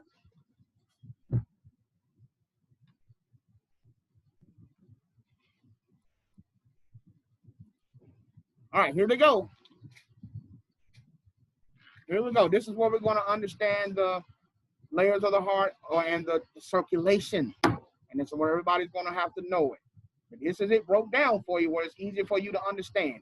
Here's a picture of it, and you got a picture. I mean, it's going to be with you forever. You can this PowerPoint is in the module. You can look at it at any time. Okay? So y'all don't have to take a picture of it. I don't understand why y'all taking pictures of it. Oh, just tell me if it's too fast. Tell me go back. Just tell me. Just tell me if it's ever too fast. Can you go back to I don't have no problem with that. But this is always available to you. Okay. Here's the heart, guys. Everybody follow my pointer. You see my pointer? All right. Blood comes back to the heart on the right side via the superior and inferior what? Vena cava. It dumps into this. What is this? Right atrium, goes through the tricuspid valve into the right ventricle. Then from the right ventricle through the pulmonary valve into the, no, what is this right here? Pulmonary artery. It goes through the pulmonary valve to get in the pulmonary artery. It won't go through the pulmonary valve and go into the aorta. The aorta has its own valve, which is the aortic valve, right? So let's start over. Blood enters into the heart via the superior and inferior what? Vena cava, dumps into the right atrium, and then through the tricuspid valve into the right ventricle, then through the pulmonary valve into the pulmonary artery, and then to the lungs. What's missing? Now, right there is just talking about the 4 chambers and the 4 valves. I'm not talking about the structures right there. I'm just talking about left atria, the atria and the ventricles and the valves. That's all I was talking about right there. But yes, the pulmonary valve into the pulmonary artery. When it gets into the pulmonary artery, it goes to the the lungs. That's where it's going to pick up oxygen. You see how the pulmonary artery is blue? See how the inferior and superior vena cava is blue? What's that mean? It's deoxygenated. It's bad, used up blood, right? It's coming back to the heart so it can go to the lungs to pick up what? Oxygen. All right, so it goes through the pulmonary valve into the pulmonary artery and into the lungs. When it leaves the lungs, it comes back via these little things here. It might not be labeled, but these right here, what are these? Pulmonary veins. Look, it's 2 right here and 2 right here, but they both empty into the left atrium. Into the left atrium. So after they leave the lungs, they come back from the lungs via the pulmonary veins, and they dump into the left atrium, go through the bicuspid or mitral. It's also known as mitral, okay? Bicuspid is also AKA mitral valve, okay? After it goes, M-I-T-R-A-L. Is it not on your screen? Oh. Your PowerPoint blurry? Oh. So it goes from the left atrium through the mitral valve or bicuspid, like you said, into the what? Left ventricle, and then it will shoot in the aortic valve into the, and then to the, yes, that's it. That's it. All right, so look at it. 4 chambers of the heart, the right atria, right ventricle, and the right atria and the right ventricle are part of the pulmonary circulation. Blue, deoxygenated. Then you have the left atria and the left ventricle. Those are the chambers. Right now I'm talking about chambers. Right atria, right ventricle, and the left atria and left ventricle are the 4 chambers, houses, right? Little rooms of the heart, okay? The right atria and the right ventricle make up the what circulation? It's right here on the screen. Right atria and right ventricle make up the pulmonary circulation. Make up the pulmonary circulation. The left atria and the left ventricle make up what? Systemic circulation. Systemic circulation. Okay, I'm making sure I was recording. All right. Now, the 4 valves of the heart. We just talked about the valves. What's number 1, Ms. Taylor?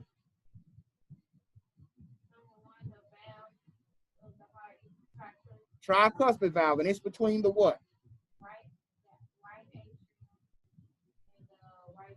Okay, so that's where that valve is located. If I was to ask you a question and say, where is the tricuspid valve located? You would say between the right atria and the right ventricle.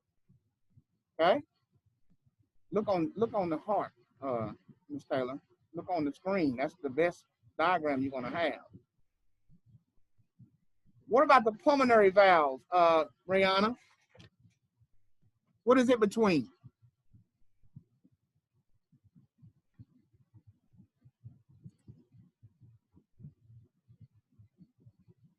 Tawanda, can you tell us what it's between? No, she's online though. What? Did you call my name? Yeah, I said the pulmonary valve, number 2. What is it between? The right ventricle and the pulmonary artery. Good. The pulmonary valve is between the right ventricle and the pulmonary artery, right here. So everybody look, you see the pulmonary valve? Huh?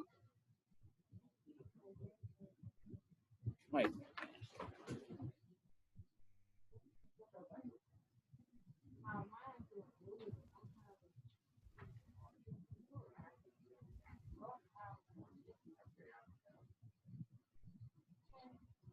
Yeah, we probably need to print it out, man. I don't know why it's doing that.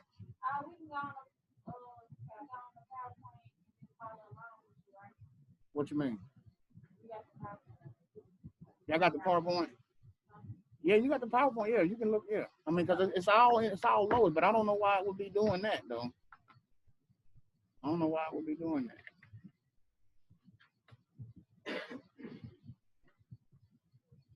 All right, so the pulmonary valve is between the right ventricle and the pulmonary artery. Okay, pulmonary valve is right here. It's a little valve right here, because this is the pulmonary artery, so the pulmonary valve is right there, right? And that's where it would go up into the pulmonary valve, into the pulmonary artery, okay? After it leaves the pulmonary artery, it goes into the lungs. Picks up what? Oxygen and releases carbon dioxide. It then comes back to the heart via the pulmonary veins, right? And dumps into the left atrium, goes through the bicuspid valve into the left ventricle, then through the aortic valve into the aorta, which is red now, oxygenated, and then to the body. The ones on top go up to the head, the carotid arteries, right? Those are the arteries that come up to the neck, and the other ones go down to the body, okay? So you have 4 chambers and 4 valves. Make sure you guys study those and know those. You got to know the blood flow through the heart. You need to know the structures, the valves and the chambers. The valves and the chambers of the heart. Let me try something on my internet and see if, because it shouldn't be blurry. It never has been blurry. I don't know why it's blurry today. Rayana, is it blurry to y'all online? Mr. McCarthy. Yes. No, I can see it. I can see it. I don't know why it's blurry in here then. Okay. I don't know if it's the internet. Mr. McCarthy, I got a question. Go ahead. When is the next lab day? It's in the syllabus. I have to pull up the syllabus. The next lab is in the syllabus. Tomorrow? Okay, tomorrow. Tomorrow? Okay. All right. Let me go back to my screen. That's why we got to get this stuff covered, because we got a lot to cover.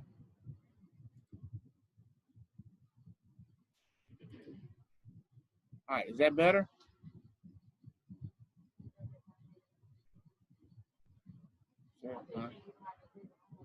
I think it's because they're doing all this online and everybody is online and it's just messing up. All right. Now, vessels of the heart. The vessels of the heart. We'll take a 10-minute break and come back and start on the vessels of the heart. We're going to do the vessels of the heart, and then we're going to let everybody tell me the blood flow through the heart, okay? Make sure you know exactly the blood flow through the heart. So we got to get that under your belt so that you can move forward, okay? You got to know what you're talking about as far as where the blood is at what time so that you know what's going on with your patient, okay? You got to know, but it's not hard. You just, like, got to go through it a couple times, and then you got it, like tying your shoes, okay? Everybody, every class I've ever had, learn it and love it. Okay.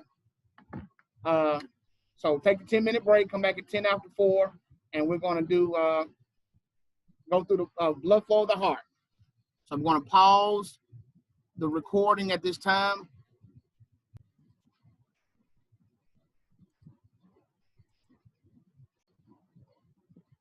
Can you see it? The PowerPoint? I don't know. Like I said, it's not blurry on my screen. I don't know what the problem is. But like I say, if your screen is going a little blurry here and there, guys, it's not blurry on mine. So that's the good part, that when you go back and look at this recording, it will be completely clear for you. All right, it'll be completely clear. So you're not missing anything. It's not nothing you're not going to be able to see. Because when you go back and watch the recording, it's going to be perfectly clear, because it never has gone blurry on my side. Okay. Get rid of some stuff. All right.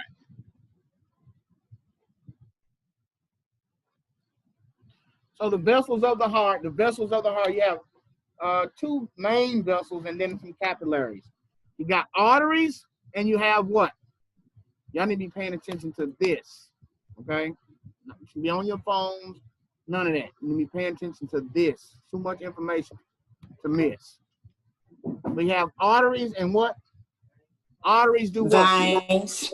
Good. Arteries do what? Carry blood away from the heart. Good. Carry blood away from the heart. So for instance, the pulmonary artery carries blood where?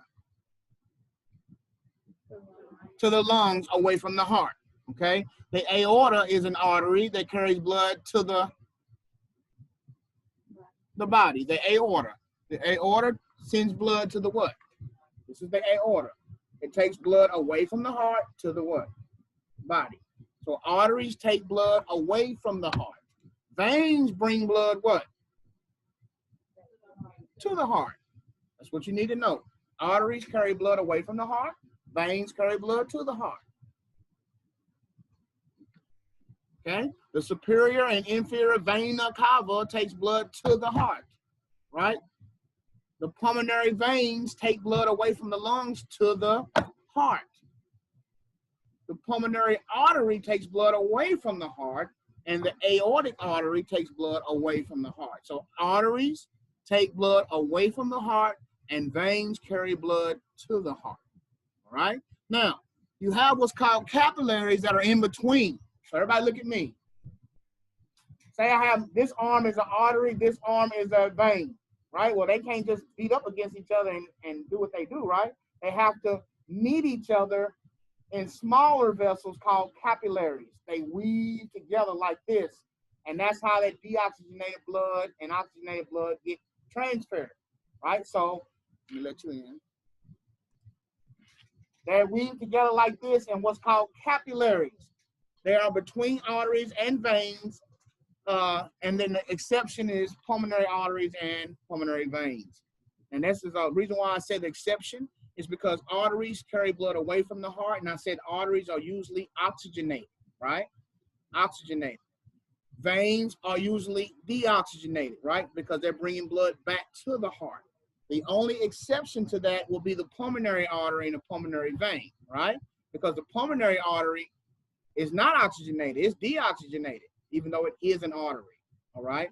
So 99.9% of your arteries are oxygenated except the what? Pulmonary artery, okay? And 99.9% of your veins are deoxygenated except for the what? 99.9% of the veins in your body are deoxygenated except for the pulmonary veins, okay? Because the pulmonary veins come back from the lungs and they're full of what? Oxygen, okay? So that's the only exception as far as oxygenated and deoxygenated is concerned, right? The only exception. But what you need to know is that arteries do carry blood away from the heart, and all veins carry blood to the heart, okay? Look at this picture here. Look at this picture here. Arteries and veins. You see those little skinny vessels? Those are your capillaries. So let's look at how it works. Watch my cursor. You see my laser? Huh? Okay. All right. This is the human body, right? Human man. Okay, this is a man. Now, this is his right side, right? Is this not his right? Okay. Right side is the pulmonary side, right? Deoxygenated. So look, this human body has used up all of the good old blood, right? Used up all of the oxygen. Now the blood is leaving his body, going back toward the heart in a vein, right?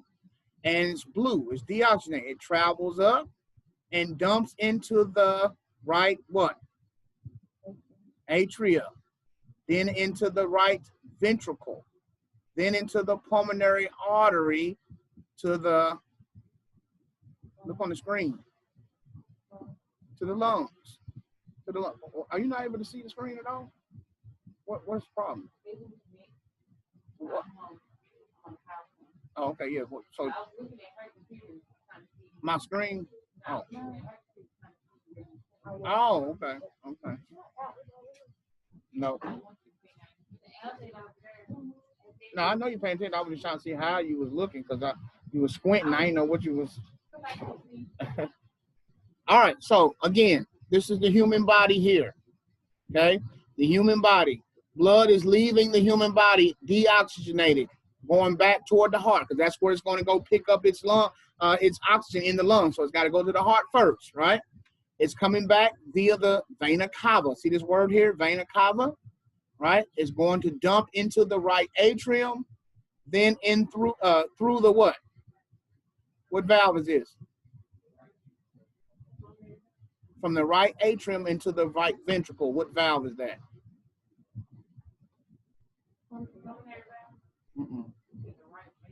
Look right here, y'all. Between the right ventricle and, the right atria and the right ventricle, what valve is that in there? Tricuspid.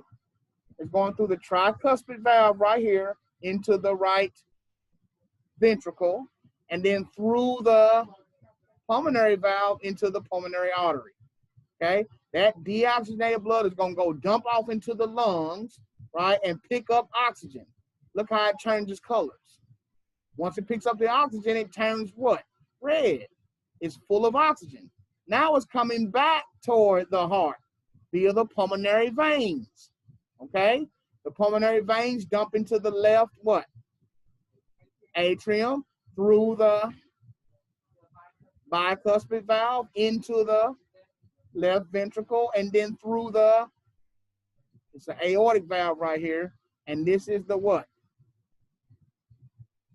Through the aortic valve into the what, Miss Taylor?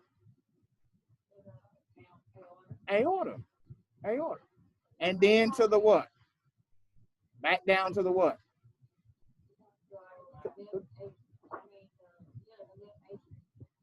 No. To the body. So here it is right here. Blood flow through the heart. Let's take it. Blood returns to the heart via the what? What is that? Superior. Vena cava. Dumps into the what? What is this? Right atrium through the into the right good, and then pulmonary valve into the artery, pulmonary artery, and then to the lung. Then it returns to the heart via these. What are these? Pulmonary vein. Okay. And they dump into the, what is this area? Left atrium through the mitral, good, into the, okay, and then up through the, this is the aorta. The aortic valve into the, and into the, give her a hand. All right, next. Miss Tabor, blood goes through the heart. The blood returns to the heart. Hold on, let me turn my camera around. You wasn't showing us.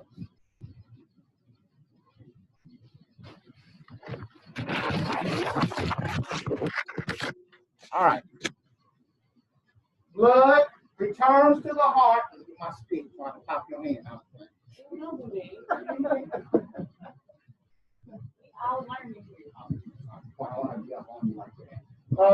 Blood returns to the heart via the vein cava. Good. Dumps into the right atrium. Open it up. And then travels through the good into the good, and then through the pulmonary valve into the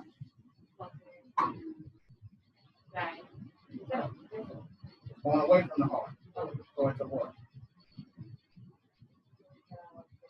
Pulmonary artery. Pulmonary artery and then to the lungs. Good. Now, blood comes back from the lungs via the what? Pulmonary veins. They both dump into the and then through the and into the through the that's been good through the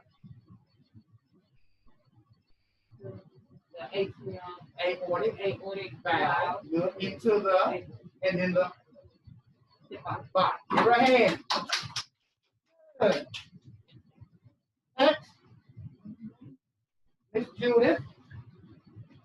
Blood returns to the heart via the what? A little louder. An inferior. Vein cava. Good. It dumps into the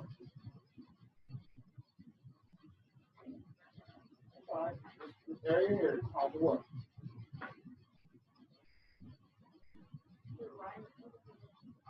Right atria. Okay. Then through the through the what?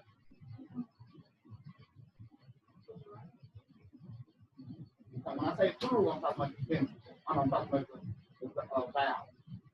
When I say into, I'm talking about the chamber, and when I say through, I'm talking about the valve. Okay, so blood enters into the heart, superior and inferior vena cava, that's what you said. It dumps into the right atrium and then through the what? What valve is this called? What do you do when you go to this? When you go tricuspid.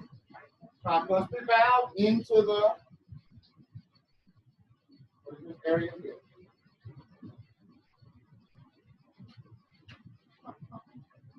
Right. Hold on. Let me put this other link up that's got the actual so you can look at it. But that's okay. I want you to everybody to get it right. So let me go on my screen and go to the next. Okay.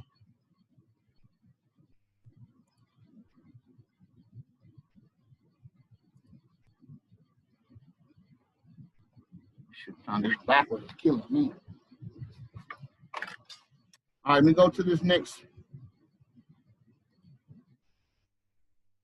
There it is right there, Judith. All right, see it on the screen?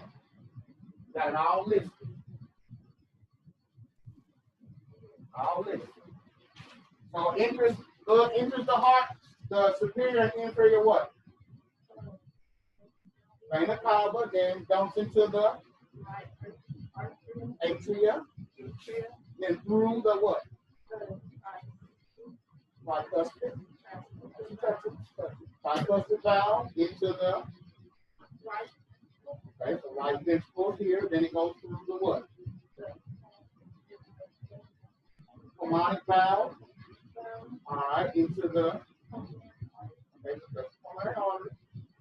All right, then to the lung, right?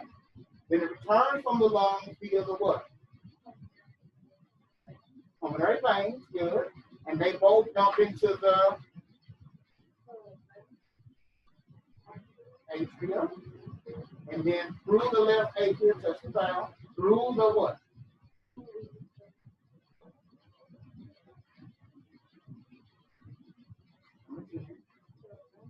mitral or bicuspid valve into the good, and then to the aortic valve, and then to the look, aortic valve, and then to the aorta. That's the aorta, and then to the your hand. Y'all gotta practice. That's all right. All right, Shauna. Blood enters into the heart via the superior and inferior what? Vena cava, touch it. All right, they dump into the what? Right atrium. Open them on up. Then through the what? Tricuspid valve into the. Still on the right. Right ventricle.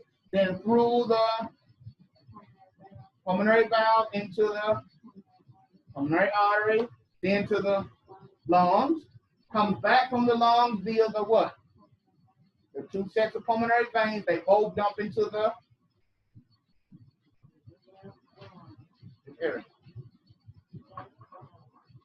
left atrium, and then through the, touch the valve, through the, what's that? Bicuspid valve into the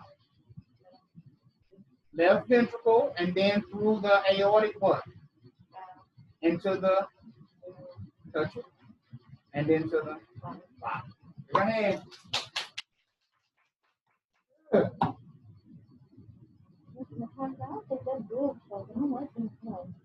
Oh, that's all right. All right.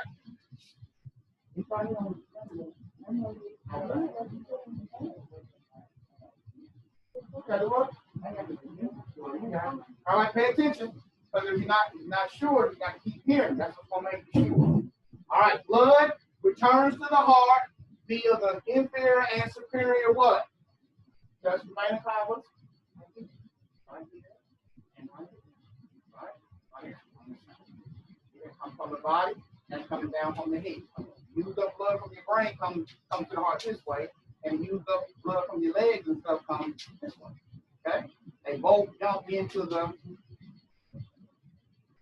right atrium, so open it up, and then goes through the valve.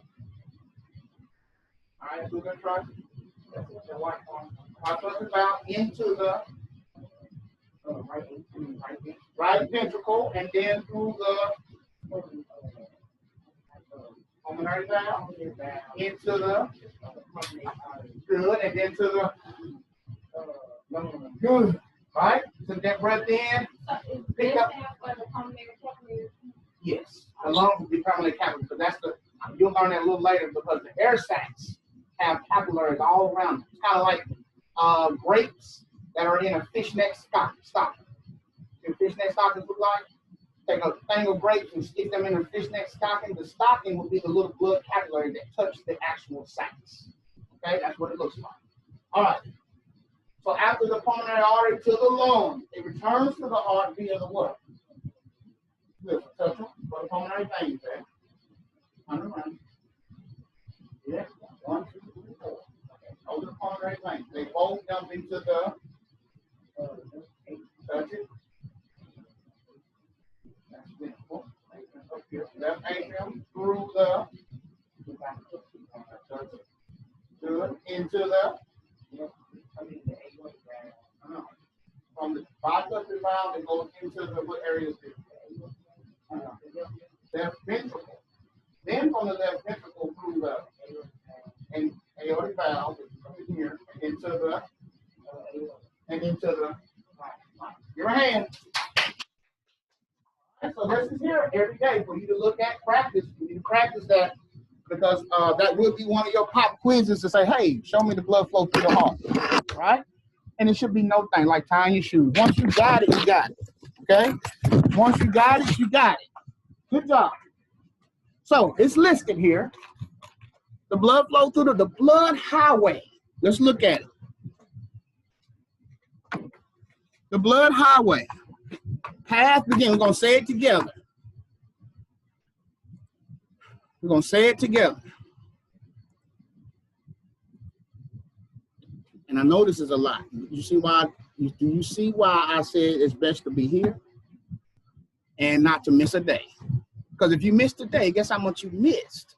Even though it's recorded, it's a lot when you get it explained to you in person, right? You can miss a lot in one day. You can miss a whole lot in one day. All right? Okay. So let's read it together. Number one, pathway beginning with the number one. Everybody say it together loud. Okay, you can say it louder than that, because if your keys is getting on your nerves, you be louder than that. Number one. All right, then it jumps into the, then through the, into the, through the pulmonic valve, into the, and then to the lungs, or you can say pulmonary capillaries, right? Then it gets oxygenated, all right? After it leaves the lungs, it goes to the, through the pulmonary veins, into the, through the, into the, in through the, into the, and then to the body.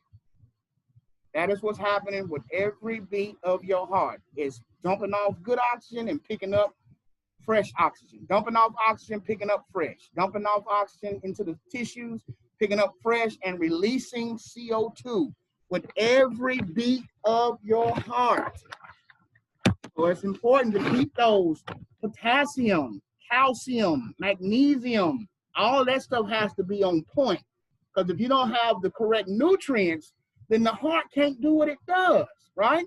The heart is a muscle that is mixed with electricity. Electricity. You say, oh, electricity. Here goes the pathway to stimulation with the electricity. Stimulation through electricity. All right, pathway to stimulation. We're going to talk about electricity now. Not only now, because you got to think about, everybody look at me. You got to think about what makes that atria do that. What makes the ventricle do that, right? That shock, right? Well, where does that shock come from? That's the age-old question, right? Does it come from a power above or somewhere else? Something has to start that spark, okay? Now, what's happening with that spark is you get a signal in your SA node. Everybody say SA node. Louder than that, y'all. SA node, which is your sinoatrial node. That means it's in the atria area, right? The sinoatrial node. It fires at a rate of 60 to 100 beats per minute. It fires at a rate of 60 to 100. That is the normal heart rate. So make sure you highlight that. The normal heart rate is 60 to 100 beats per minute. Is it still blurry? Miss Wiley, are you with me? It's still blurry, Mr. McCartney. Okay. Yes, I'm with you. Okay, I just want y'all to know that I know it's been blurry in and out, but the recording itself is not blurry. So when you go back and look at this lecture and study the lecture, it will be crystal clear for you, okay? I don't know what's going on. I don't know. Some people can see it, some people can't. It's not blurry on my end, though. So when you guys go back and look at this recording, it should be completely clear for you, okay? I just want you to know you're not going to be missing anything. Or like, you know, the whole hour, it was all blurry. But that would be the case if I wasn't recording. But since I'm recording, you will see it crystal clear, okay? All right. But hopefully it clears up and it goes in and out. Make sure I'm recording. Yeah, I'm recording. Okay. All right. So we have an electrical spark, an electrical pathway. You just talked about the blood pathway, right? How the blood enters into the heart, what chambers it goes in, what valves it goes through. Well, what makes that electrical spark happen? How does the electricity happen like that? Well, that is the electrical conduction of the heart, all right? The electrical conduction starts with the SA node, which is the sinoatrial node. Look in your book. Everybody look in your Egan's book.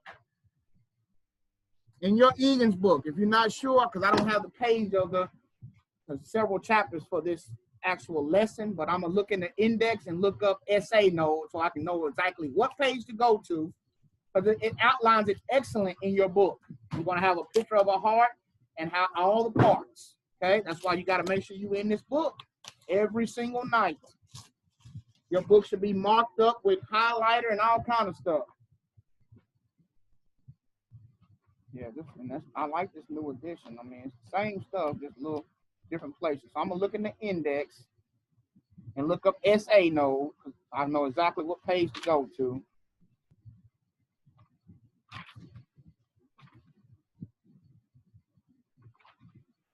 Okay, SA node.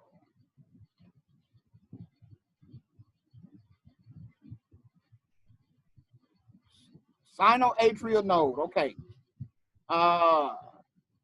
Looks like in this new edition, it's 354 and 355. 354, 355. In the new edition, if you have the new edition, 354, yeah, it's going to be in this, probably this chapter here, chapter 18.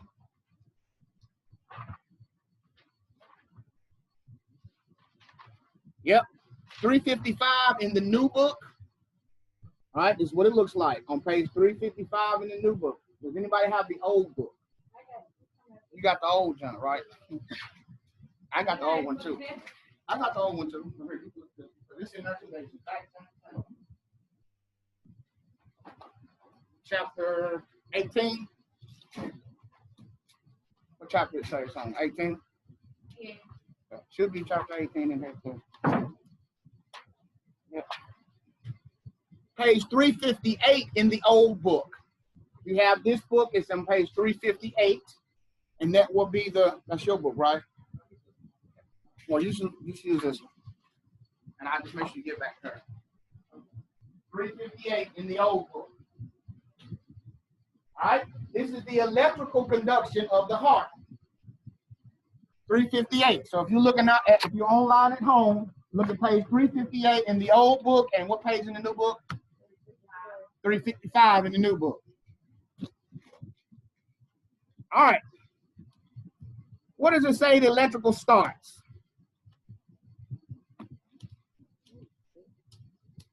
That first little nodule up there, that first little peanut looking thing. What is that? The little peanut looking thing inside the heart from the page, the diagram.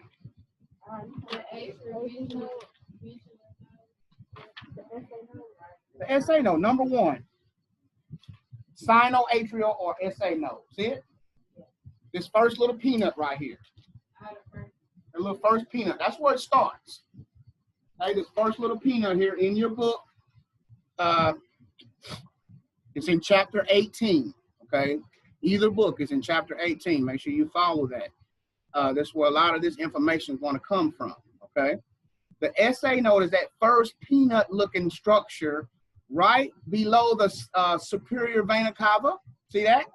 That's the superior vena cava coming into the heart right there at the atrium. Okay. It starts the spark. It goes from the SA node. The next thing is the AV node. It jumps down to the AV node, okay, which is the atrioventricular node. So the first peanut shoots a spark to the second peanut, okay? See that? First peanut shoots a spark to the second peanut. All right? Starts here and fires to there, okay? Starts here, yeah, there you go, and fires to there. Starts there and boom, fires to there. From there to there. Okay? The first one is the SA node, the second one is the what? The what? The AV node. All right, so the heart rate or the rate of fire at the SA node is 60 to 100. Make sure you write that down. If I say what is the spark rate or what is the rate at the SA node?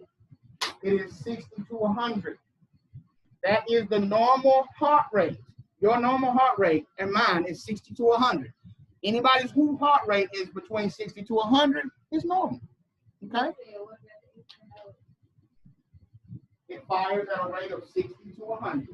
You can write it in the book or your book.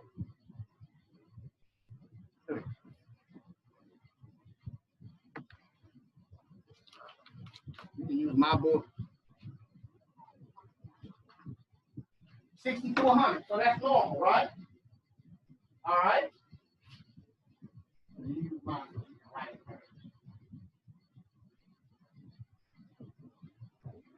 Now, that's normal.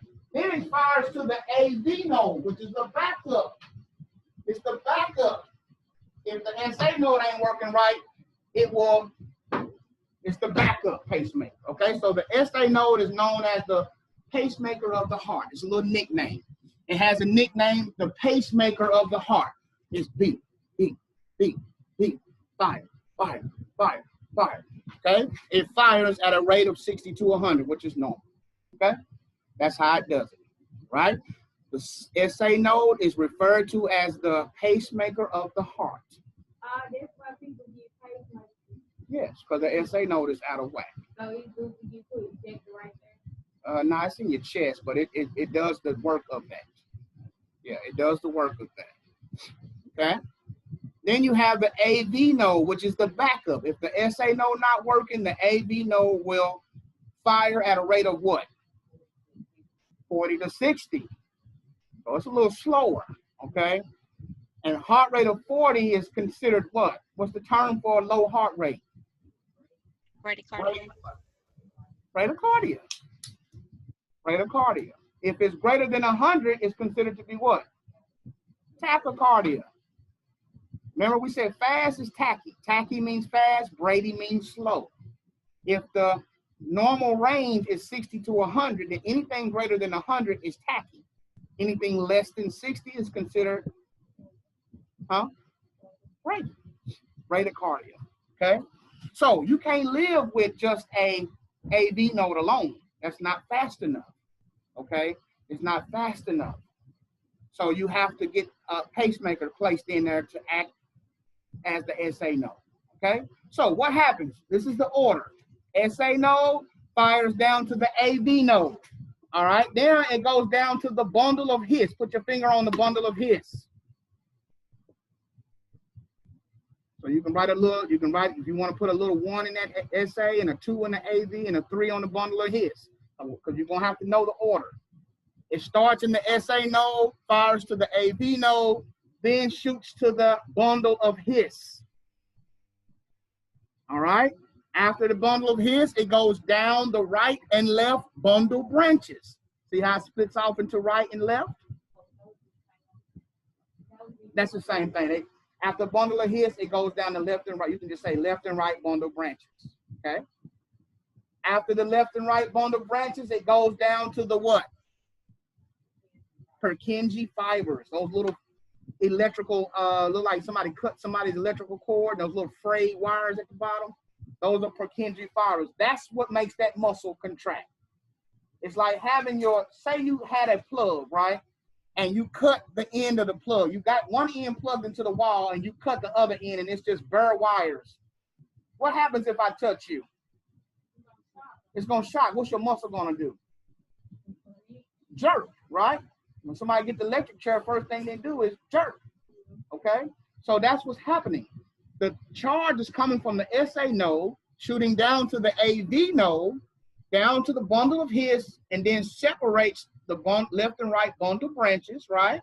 And then hits them Purkinje fibers. Those Purkinje fibers are directly touching the muscle. Once that electricity hits from those fibers to the muscle does that, okay? And that's what we do when we have to shock you. If your heart stops and we have to shock you, defibrillate you, we're shocking that heart to hopefully make it, okay, I'll go back, right? Because what happens is you have beats starting all over the heart and it's not in order. If it's not in order, it's arrhythmic, okay? A normal heart rhythm starts at the SA node, AV node, bundle of His, down the bundle, left and right bundle branches, and then Purkinje fibers. That is a beautiful, beautiful normal heart rhythm. Everybody say normal heart rhythm. All right, the normal heart rhythm is based off, which is the EKG, that electrical cardiogram, right? Electrocardiogram is an ECG or an EKG. When they get an EKG of you, it looks like this. P wave, QRST, P wave, QRST. Okay, we got a P wave here, Q, R, S, and T. That's a normal EKG. Looks great, right? That's because SA node fired, made the atrial contract. Then the AV and the bundle of His did its job, and the ventricles contract. And then the T wave is when the ventricle relaxes. All right? And that's what we're going to learn next to talk about depolarization. Remember I said contraction is AKA squeeze, AKA depolarization, AKA systole. Okay? When the ventricle contracts, that's the QRS. Every time you see a QRS, the ventricles contract. Okay? When you see a P wave, is the atria contract. So the atria contract first, right? And then the QRS, and then the ventricle has to contract, right? And then it has to relax, and then the next beat. Atria, QRS, relax. Atria, QRS, relax. Atria, ventricle, relax. Atria, ventricle, relax. Okay? The atria contract, then the ventricles contract, and then the ventricle relaxes. You can see that on the EKG. Okay? This is the digital layer. This is the digital layer of the heart conduction. Okay? This will be a digital layer, normal EKG. This is a normal sinus rhythm. Okay? But what happens if the atria don't contract and it's just ventricles? It looks like this. We call it VTAC. You just got nothing but QRSs, right? Cannot live like that. That means that the SA node ain't firing at all. It's just nothing but ventricle. Boom, boom, boom, boom, boom, right? That's VTAC. We'll learn it when we get to those rhythms. But you can't live like that, okay? It has to be in order. Yeah, you can't live like that. Your atria has to contract, then your ventricles contract, and then the ventricle relaxes, okay? All right, so what is the the electrical pathway of the heart, Ms. Taylor? Tell me the electrical pathway. Start with SA node. Electrical conduction of the heart. Start with the SA node. Tell me the path. Good. AV node. Okay. To the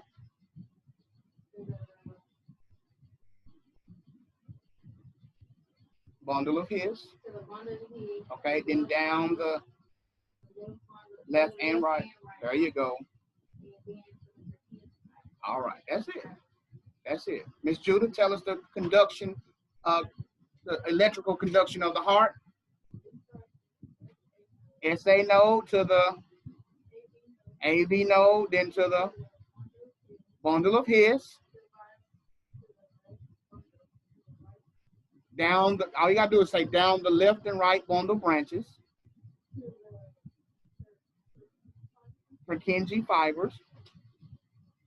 And that's it, right? Then you have a contraction, okay? Barbara? SA node to the AV node, bundle of His. Good. That's it. That's it. Shauna? SA node to the AV node, bundle of His.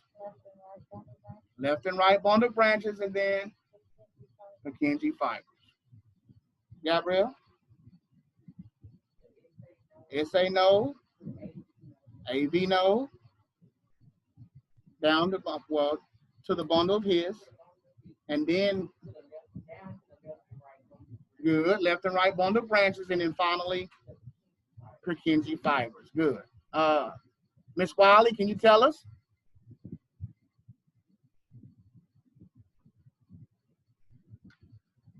Or Rihanna? Miss Riley or Rayana, can y'all tell us the electrical conduction pathway? I can do it, Mr. Oh, I forgot you was on her, Tawanda. Go ahead, Tawanda. Nick. Go ahead.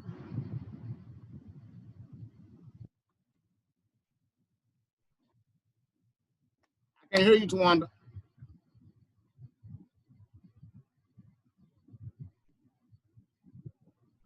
She's having a connection issue, but I can't hear you. I can't hear you, Tawanda. SA nose to the AV nose to the bundle of his, then to the left and right bundle branches, then last to the Purkinje fiber. Excellent. Excellent. Anybody else online that wants to do it? All right. So that is the electrical pathway of the heart. All right. So the heart is more than just a little pretty something you hand somebody on Valentine's Day. All right. It's very, very involved, very, very intricate. And without it, you cannot survive. And you guys are embarking upon a career that deals with the heart and lungs every day. You have to know what you're doing. You have to know what is what, right? You can't give a good mode of therapy if you don't know the different places of the heart. And this is just the introduction, right? I'm just laying the foundation of cardiopulmonary therapeutics, okay? When you get on to 220 and 230 and 240 and 250, you're going to be really, really in depth of the heart, right? Talking about the coronary arteries. We're going to be talking about the different pressures inside the heart, right? The different amounts of blood. How much blood does that heart actually stroke out every time, right? There's a whole lot more to it, okay? So that is the electrical conduction. You need to know the electrical conduction and the bloodway pathway, all of the structures by heart, okay? So let's recap. Blood enters into the heart via the what? No, I'm talking about the blood now. The blood enters into the heart via the superior and inferior vena cava, goes into the right atrium, down through the tricuspid, then into the right ventricle, then through the pulmonary valve, into the pulmonary artery, and then to the lungs. It then picks up oxygen because it's deoxygenated on that right side. All that what you just said is deoxygenated. Then it gets to the lungs, and now it's oxygenated. And oxygenated blood returns to the heart via the pulmonary veins, and they dump into the left atria, and then down through the bicuspid valve into the left ventricle, through the aortic valve into the aorta, and then the body. That is the bloodway through the pathway through the heart. Okay, the electrical pathway of electricity through the heart, Ms. Taylor, starts with the what? SA node, then shoots down to the AV node, excellent, and then to the bundle of His, down the left and right bundle branches, and then down to the Purkinje fibers. When it gets down there, you have vagus nerve stimulation of the parasympathetic nervous system, and you have a contraction, okay? You have contraction, all right? Look at it right here. This is another picture of it right here. This is the same thing in your book. Might be a little better, but like I said, you'll see it when you look at your actual recording tonight. But this is it. Looking at the heart structures. You cannot look at it enough. I promise you. You need to make sure you do that tonight. Be ready for a quiz on one of these tomorrow. Okay, be ready for a quiz to be able to tell me the pathway through the heart of the blood. Be ready to tell me the pathway of the heart as far as electricity is concerned, and be ready to tell me the electrolyte levels. I need to know the electrolyte levels. So those are 3 things you need to make sure you study for tonight, amongst other things. Okay? But here it is right here. You have the SA node. It fires across to the AV node, down the bundle of His, and then down the left and right bundle branches, and then Purkinje fibers. Okay, right there. All right. That was the physical blood flow. Then you have the electrical blood flow. Now the cellular level. What is happening to make this happen? Yes, ma'am.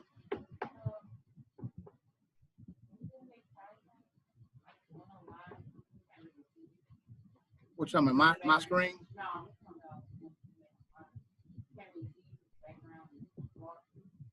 Okay, look, if you look at it on your computer, you might be able to make it out a little bit better. Can you look at it on your, can you pull it up on your computer? I'm talking about when you get home. Oh, I can try with my but so you can't get on the Canvas at home? Only for my phone. Oh, okay. All right. All right, so let's look up depolarization. Everybody have your, what I told you, your AKAs. Everybody say depolarization. Depolarization, AKA squeeze, AKA contract, AKA systole, right? So, depolarization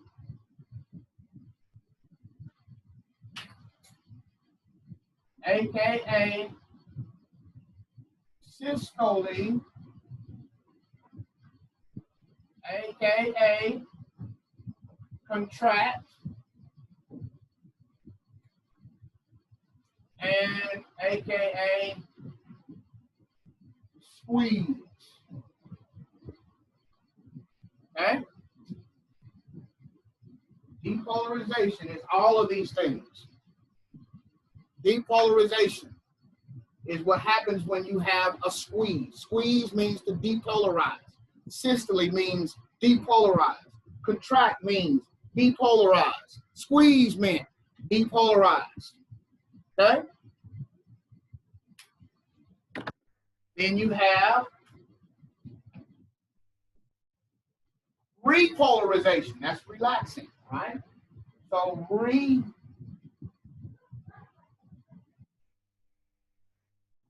repolarization, aka relax. That's aka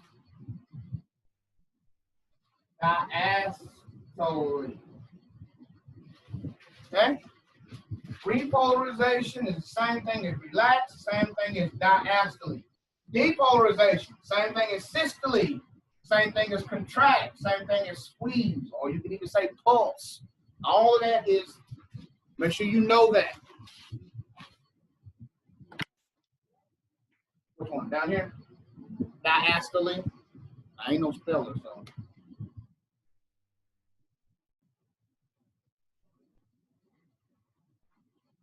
Write those things down. We're going to take another break. But you need to know that because the answers will come at you in any form. Okay? I say what is the top number of the, what is happening during the top number of the blood pressure? You need to know it's depolarization of the ventricle, right?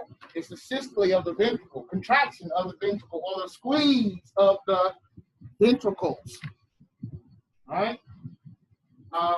And then repolarization is the relaxation. It has to relax. That's also the bottom number, or diastole. That's all right, bottom number of the blood pressure.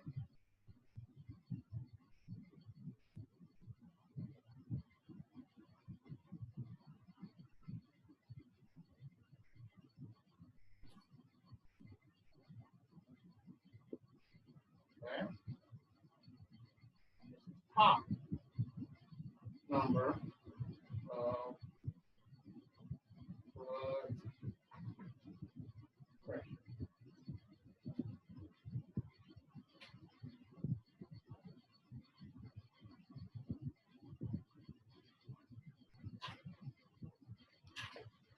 All right?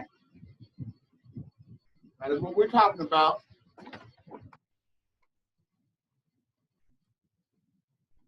For those are online when you read it. Depolarization, aka systole, aka contraction or contract, aka squeeze. All right. Then repolarization, aka relax, aka diastole. It's the bottom number of the blood pressure, and the depolarization or systole is the top number of the blood pressure. Okay? All right.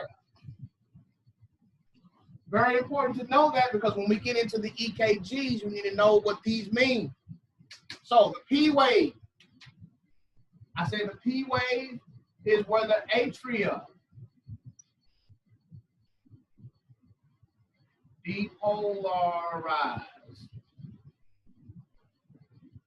The QRS is what? What I say the QRS was? When the ventricle does what? Contracts or depolarize. And then the T wave is when the ventricle does what? Relaxes.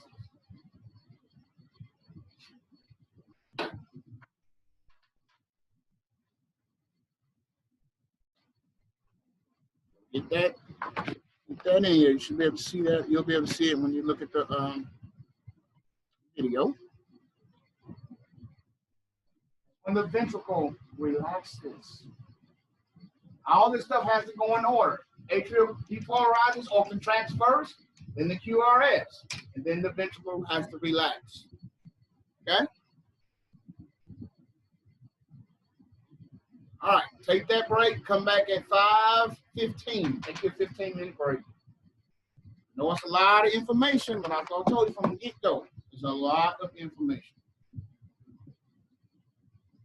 But it's doable and it's proven. We are at 98% graduation rate of pass the boards. 98% of our students pass the board on the first try. What? Draw what?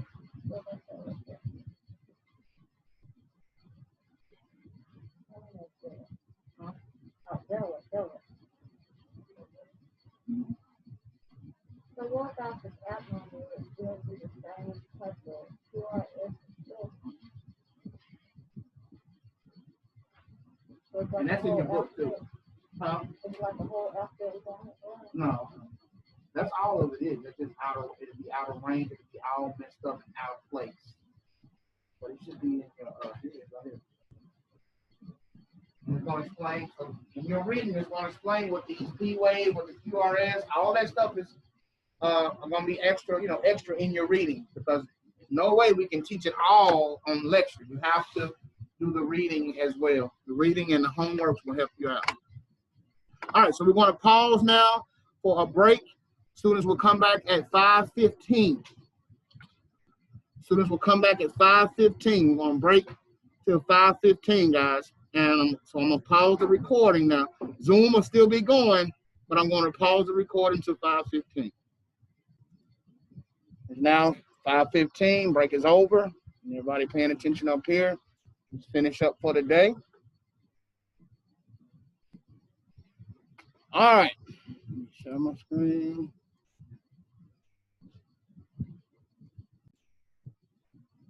All right. What causes the depolarization? What causes depolarization? Okay. All right. Make sure y'all listening close so you can understand what is causing this contraction, aka depolarization, aka squeeze. Okay. Now, depolarization or contraction is caused by an intracellular influx of sodium into a potassium-rich environment. Okay. So what happens is, in your cardiac cells,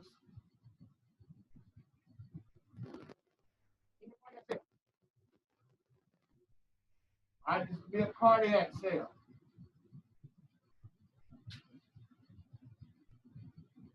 inside the cardiac cell, it says you have a potassium-rich environment. Okay.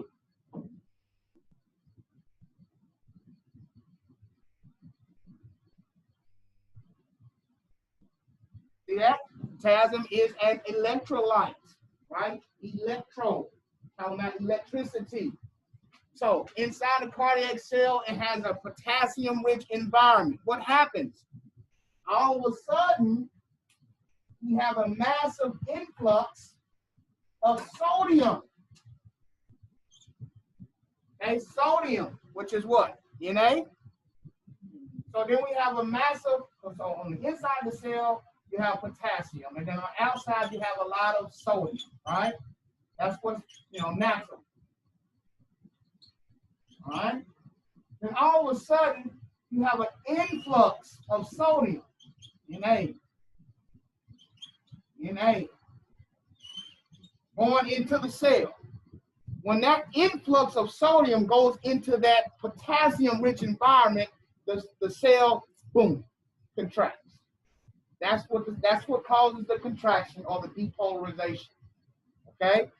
After it does that, it contracts and it pushes the sodium back outside the cell, and then it can relax again. Okay? That's what's happening.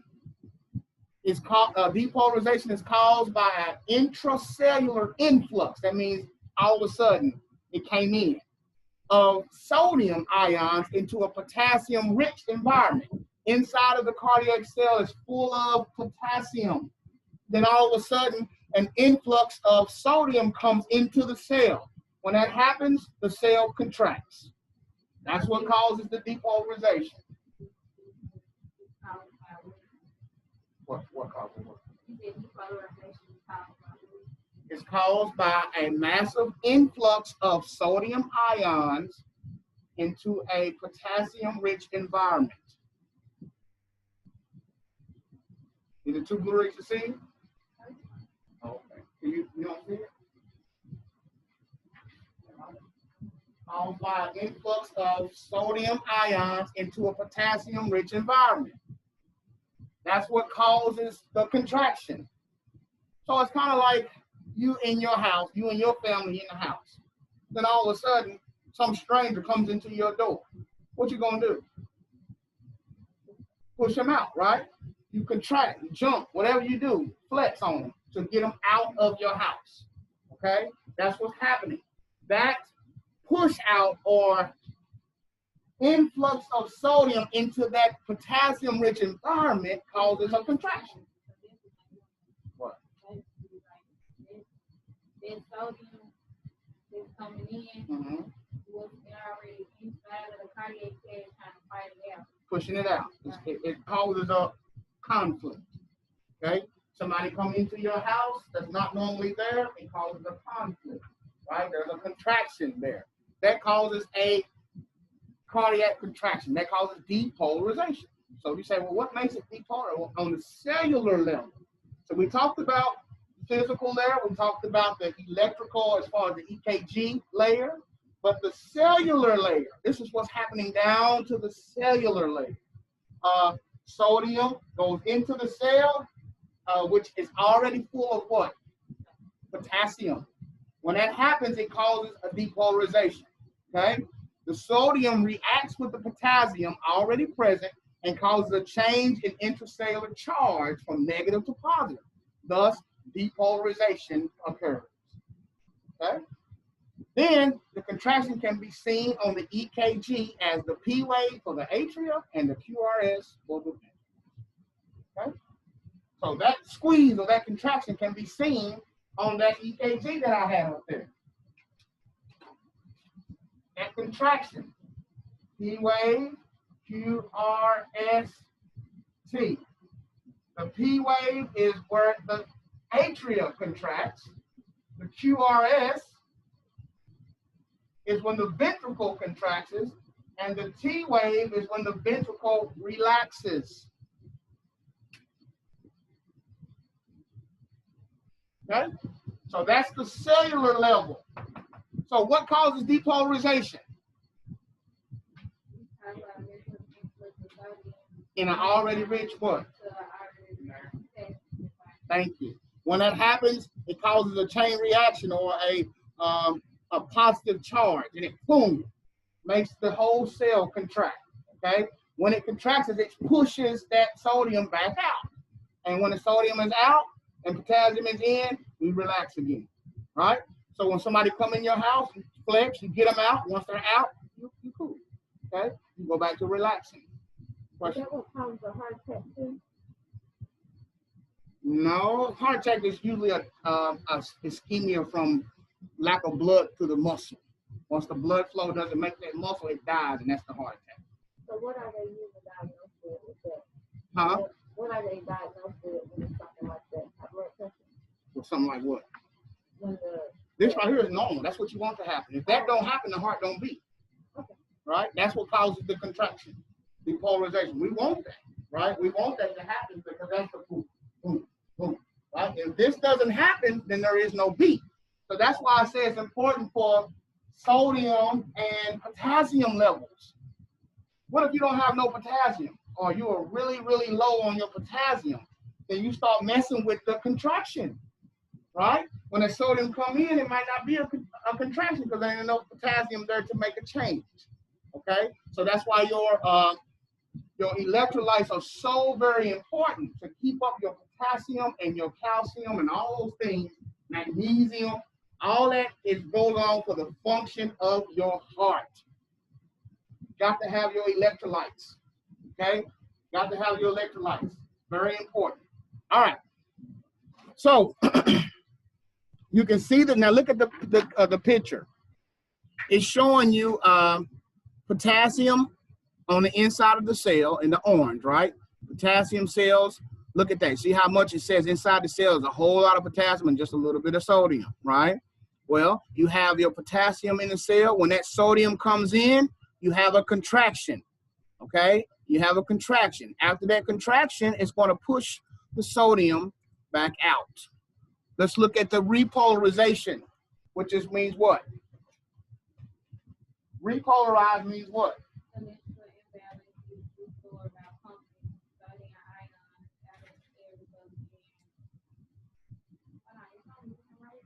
Relaxation. So repolarization means what? Relaxation. What I wrote up there. Repolarize. So what happens is the sodium comes into the cell, which is already rich in what? Potassium. After that, you have what? No. What I'm saying, when the sodium comes into the cell that's already full of potassium, it causes what? Contraction. After that contraction, it pushes the sodium back out of the cell, and we have repolarization, which is the same as relaxation. Okay? So look at this cross-section of a cell. The top fluid is the extracellular fluid. That's fluid outside the cell. What's it full of? Sodium. Outside the cell, extracellular is outside the cell, right? So outside the cell is full of what? Sodium. Let's look on the inside of the cell. What's full of what? Okay, potassium. So what happens is the sodium comes in and causes a electrical imbalance and causes the contraction. Okay. After that, it pumps the sodium back out and keeps the sodium out. So once it pumps the sodium back out, now we can relax again. That's repolarization. Once the sodium has been pushed out, we are now relaxing. Okay. You have potassium channels and you have sodium channels in your cells. And that's the only place where sodium can come in and out is through a sodium channel. The only place where potassium can come in and out of the cell is in a potassium channel. Okay. But what happens is that sodium gets into the cell, causes a contraction. That contraction or that squeeze forces the sodium back out. When the sodium is out and the potassium is in, we can now relax. Okay? You can see this relaxation in the T wave. The T wave is when the ventricle relaxes or opens back up. Okay? You can see it open back up with the T wave. Okay? So look at it. Everybody look up here. The order is like this. Atrial contracts, then the what contracts? Ventricle contracts, and then the ventricle does what? Relaxes. Oh. See that? That's what happens. That's what happens on the EKG level. This is what's happening on the cellular level, right? You know what's happening during the physical layer as far as the blood, where it comes from, and the vessels and the chambers and the valves that it goes through. You know, the electrical part as far as the firing of electricity, what that pathway is. Now you know the cellular level. What is happening at the cellular level to make your heart contract and relax.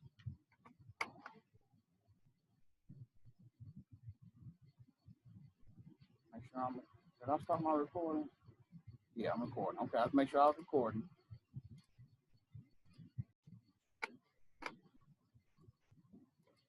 All right. This is what I just showed you on the board. The regular EKG strips can be found in your book, same chapter. I think it's the next page over. It was 560 something. Huh? Oh, 356.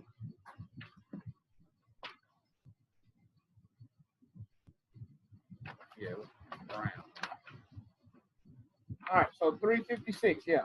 So you look at 356, or you keep on going. Like, make sure you guys read over the basic electrographic waves. You need to read that to understand what is happening, what is what. Okay. When we get our EKGs, we have to do EKGs in different places. We have leads that go in specific areas. Okay. You have to know where this V1 goes. V1 and V2. V3, 4, 5, and 6. Those are the precardial leads that we put on a patient to read their EKG. So make sure you read in the book about, you know, this is part of your reading. This whole chapter is part of your reading. Okay. So make sure, because you have tomorrow, you got the lab. Okay. And remember, he told you, look at the page that says the lab is on, and then look a little, before that page, so you can see what they're expecting, what to expect in the lab. Don't just show up with your book on the page for the checkoff. You need to read, because it's going to tell you where to put your leads and how to do this and do that. You are responsible for reading that and studying that for tonight, because that's what you're going to be doing tomorrow. Okay? You're going to be doing that near the end of the day tomorrow, and then the beginning of the day on Monday. All right, that's how it's going to go. So tomorrow is lab. At the end of the day, I think it starts around 3-ish. And then you'll start off the day Monday in lab, and then start reviewing with me after lab. Okay, so make sure you look at that. We can look at page 359. Starts the EKG strips. Starts the EKG strips in the new books, 359, and in the old book is probably, keep on going the other way. It's gonna be a bunch of EKG strips. Pink is red. Yeah. What page is that? 362. 362 in the old Egan's book, the Egan's that's hardback, and page 359 in the newer edition. Okay. EKG, electrocardiogram, also known as the ECG. Okay. Notice with my marker right here, you have the P wave, the QRS, and the T wave. Then you have another P wave, QRS, T wave. That is a normal sinus rhythm. Everybody say sinus. Sinus means that you have all the parts. You have the P wave, you have the QRS, and you have a T. That means that is a sinus rhythm. Okay, sinus rhythm means you have all the what? All the parts of the EKG. The parts of the ECG is the P wave, QRS, and the T. That's all the parts are there. The P wave, QRS, and the T are the parts of the EKG or ECG. All right. If you have all of those parts, then it's considered sinus. Okay. Now, you're going to learn about these boxes, these small boxes and these large boxes, about how much the heart is beating, how fast the heart is beating. You can do that by counting the boxes. All right. There are mechanisms and there's modes of ways to find out what is the heart rate based on either the R to R intervals, the P to P intervals, We're going to learn all of that. We get into depth of that tomorrow, okay? But this is the normal EKG strip. This is a normal sinus rhythm right here. Beautiful.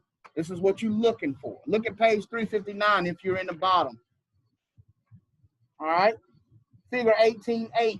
Somebody read and tell me what 18.8 says at the bottom. That little green 18-8, or what does it say?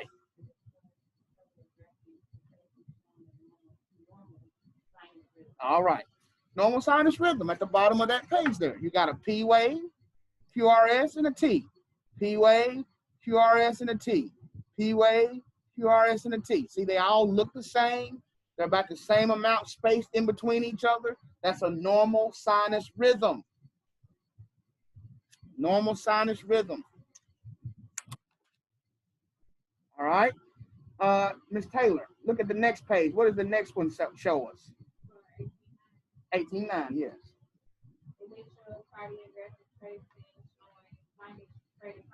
Tachycardia. Sinus tachycardia.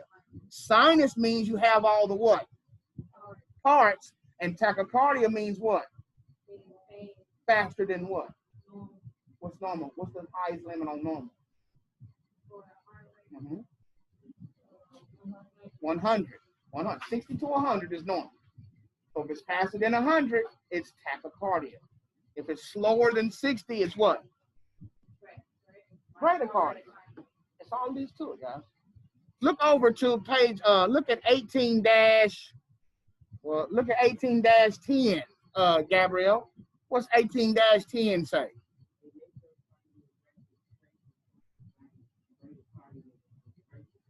Heart block. But sinus brady is what I want you to see. See how slow that one is?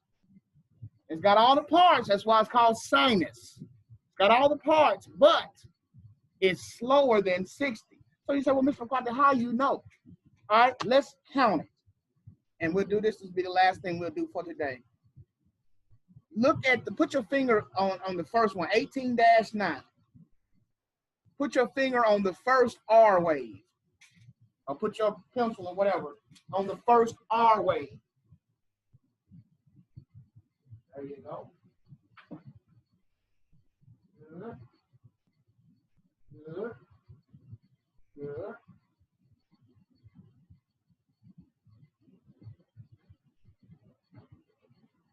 I like it. You know it might be, but this is how you count it. This is how you count it. You got your finger on that R for the one that's 18-9, right? Showing tachycardia. All right. The way they do this is, most of the times, these little boxes here, this red strip here, is considered to be a 6-second strip. That's the standard amount of time that they show you when you do it. When they say, print me a strip, it's usually a 6-second strip. And if it's a 6-second strip, you can use this technique to count your heart rate. But if you don't know it's a 6-second strip, you'll have to go to the individual boxes, which I'll show you tomorrow, okay? But let's just assume these are 6-second strips, all right? Then you count the R's and multiply by 10. So 18-9, what is the heart rate? Count the R's. Count the R's. 1, 2, 3, 4, 5, 6, 7, 8, 9, 10, 11 R's, right? 11 R's times 10 is what? 18-9.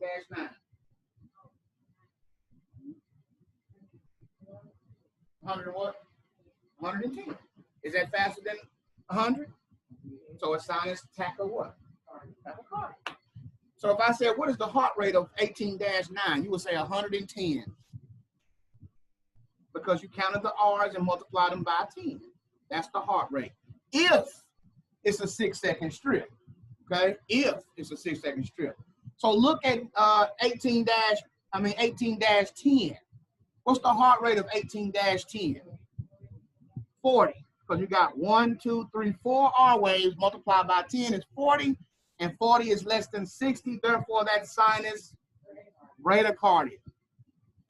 It ain't hard, y'all. What about number 18-11?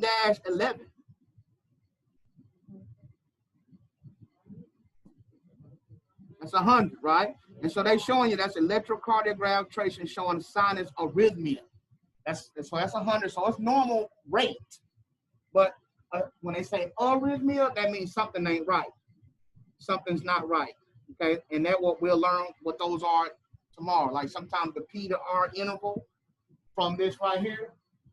See, you're gonna learn stuff like this.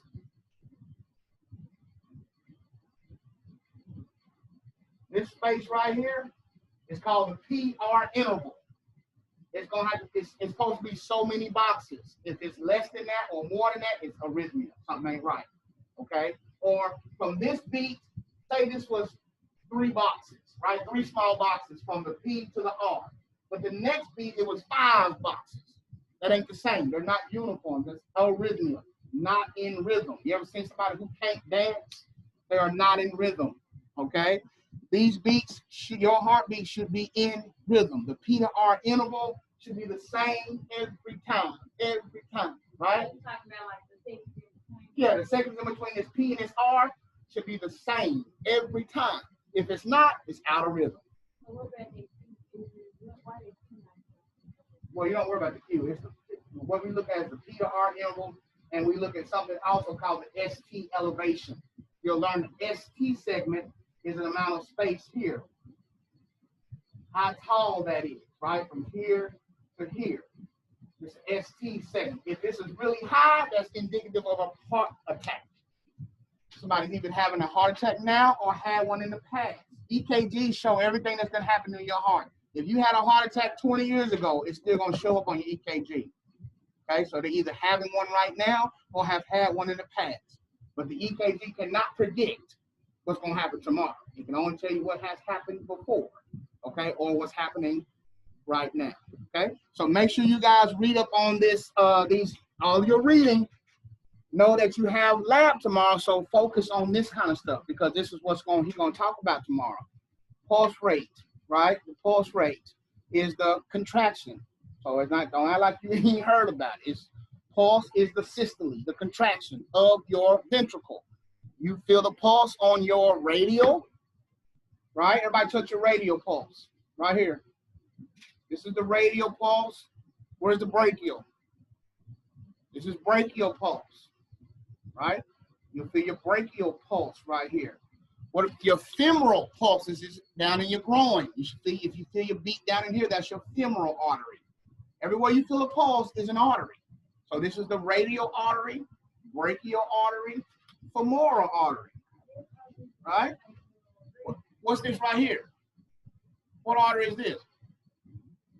When I'm feeling my pulse right here, what's this? Carotid. This is your carotid artery. You feel a carotid pulse. When you want to see if somebody's alive, they take the pulse, right here, because it's a large one.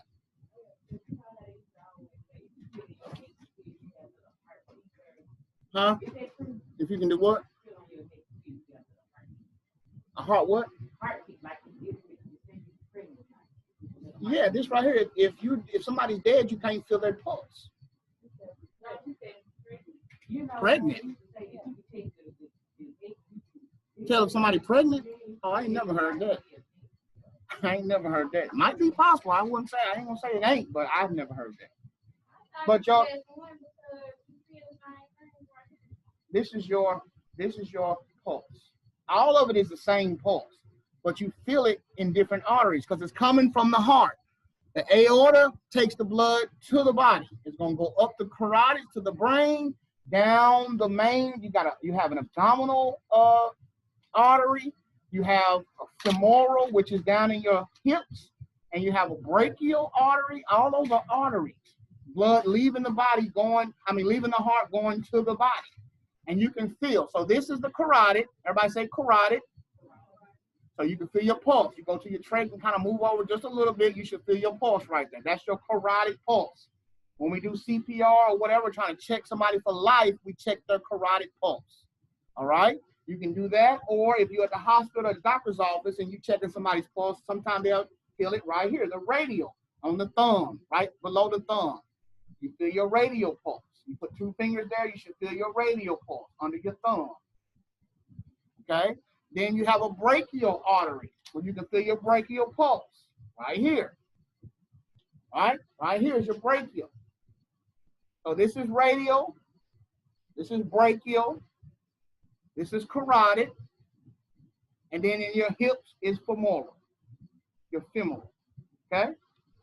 So make sure you guys are reading up on this stuff so you'll know tomorrow when he starts talking about checking your pulse, he's going to teach you how you count it, right? And check you off on counting each other's pulse and blood pressure, okay?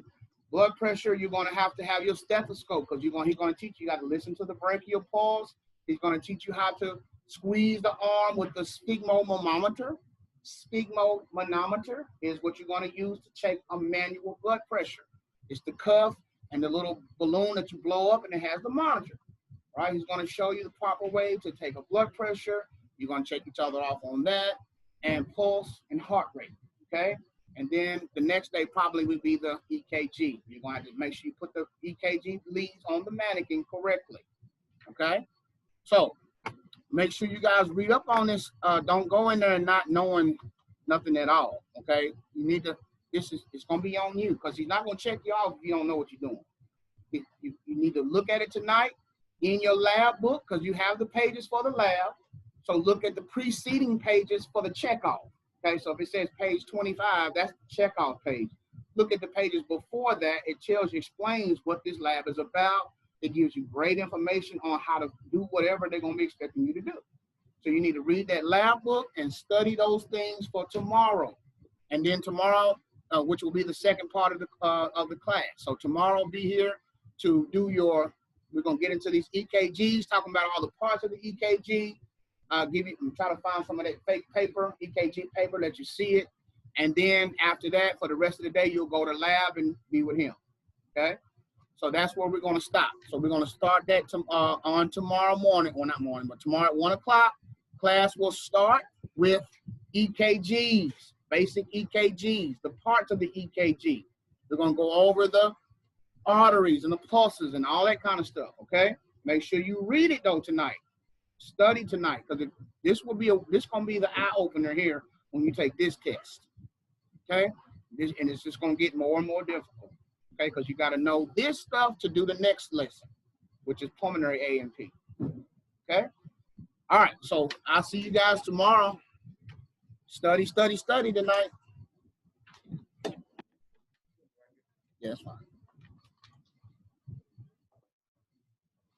All right. For online, this has concluded the lecture for today. Make sure you have lab tomorrow, so make sure you guys look at the lab book for the pages that's in the syllabus. The lab pages are in the syllabus. Look at those pages and the pages preceding those so you can see what it is that you're expected to know and what you're going to be learning so you're not totally lost during lab tomorrow. If you're not able to come to lab, remember that you're going to have to make it up before you go to 220. This is going to be a more involved type of lab. So if you can all possible, you need to try to be here because the days he doesn't make up lab every day. So Mr. Boyd will have select days that he's going to make up labs.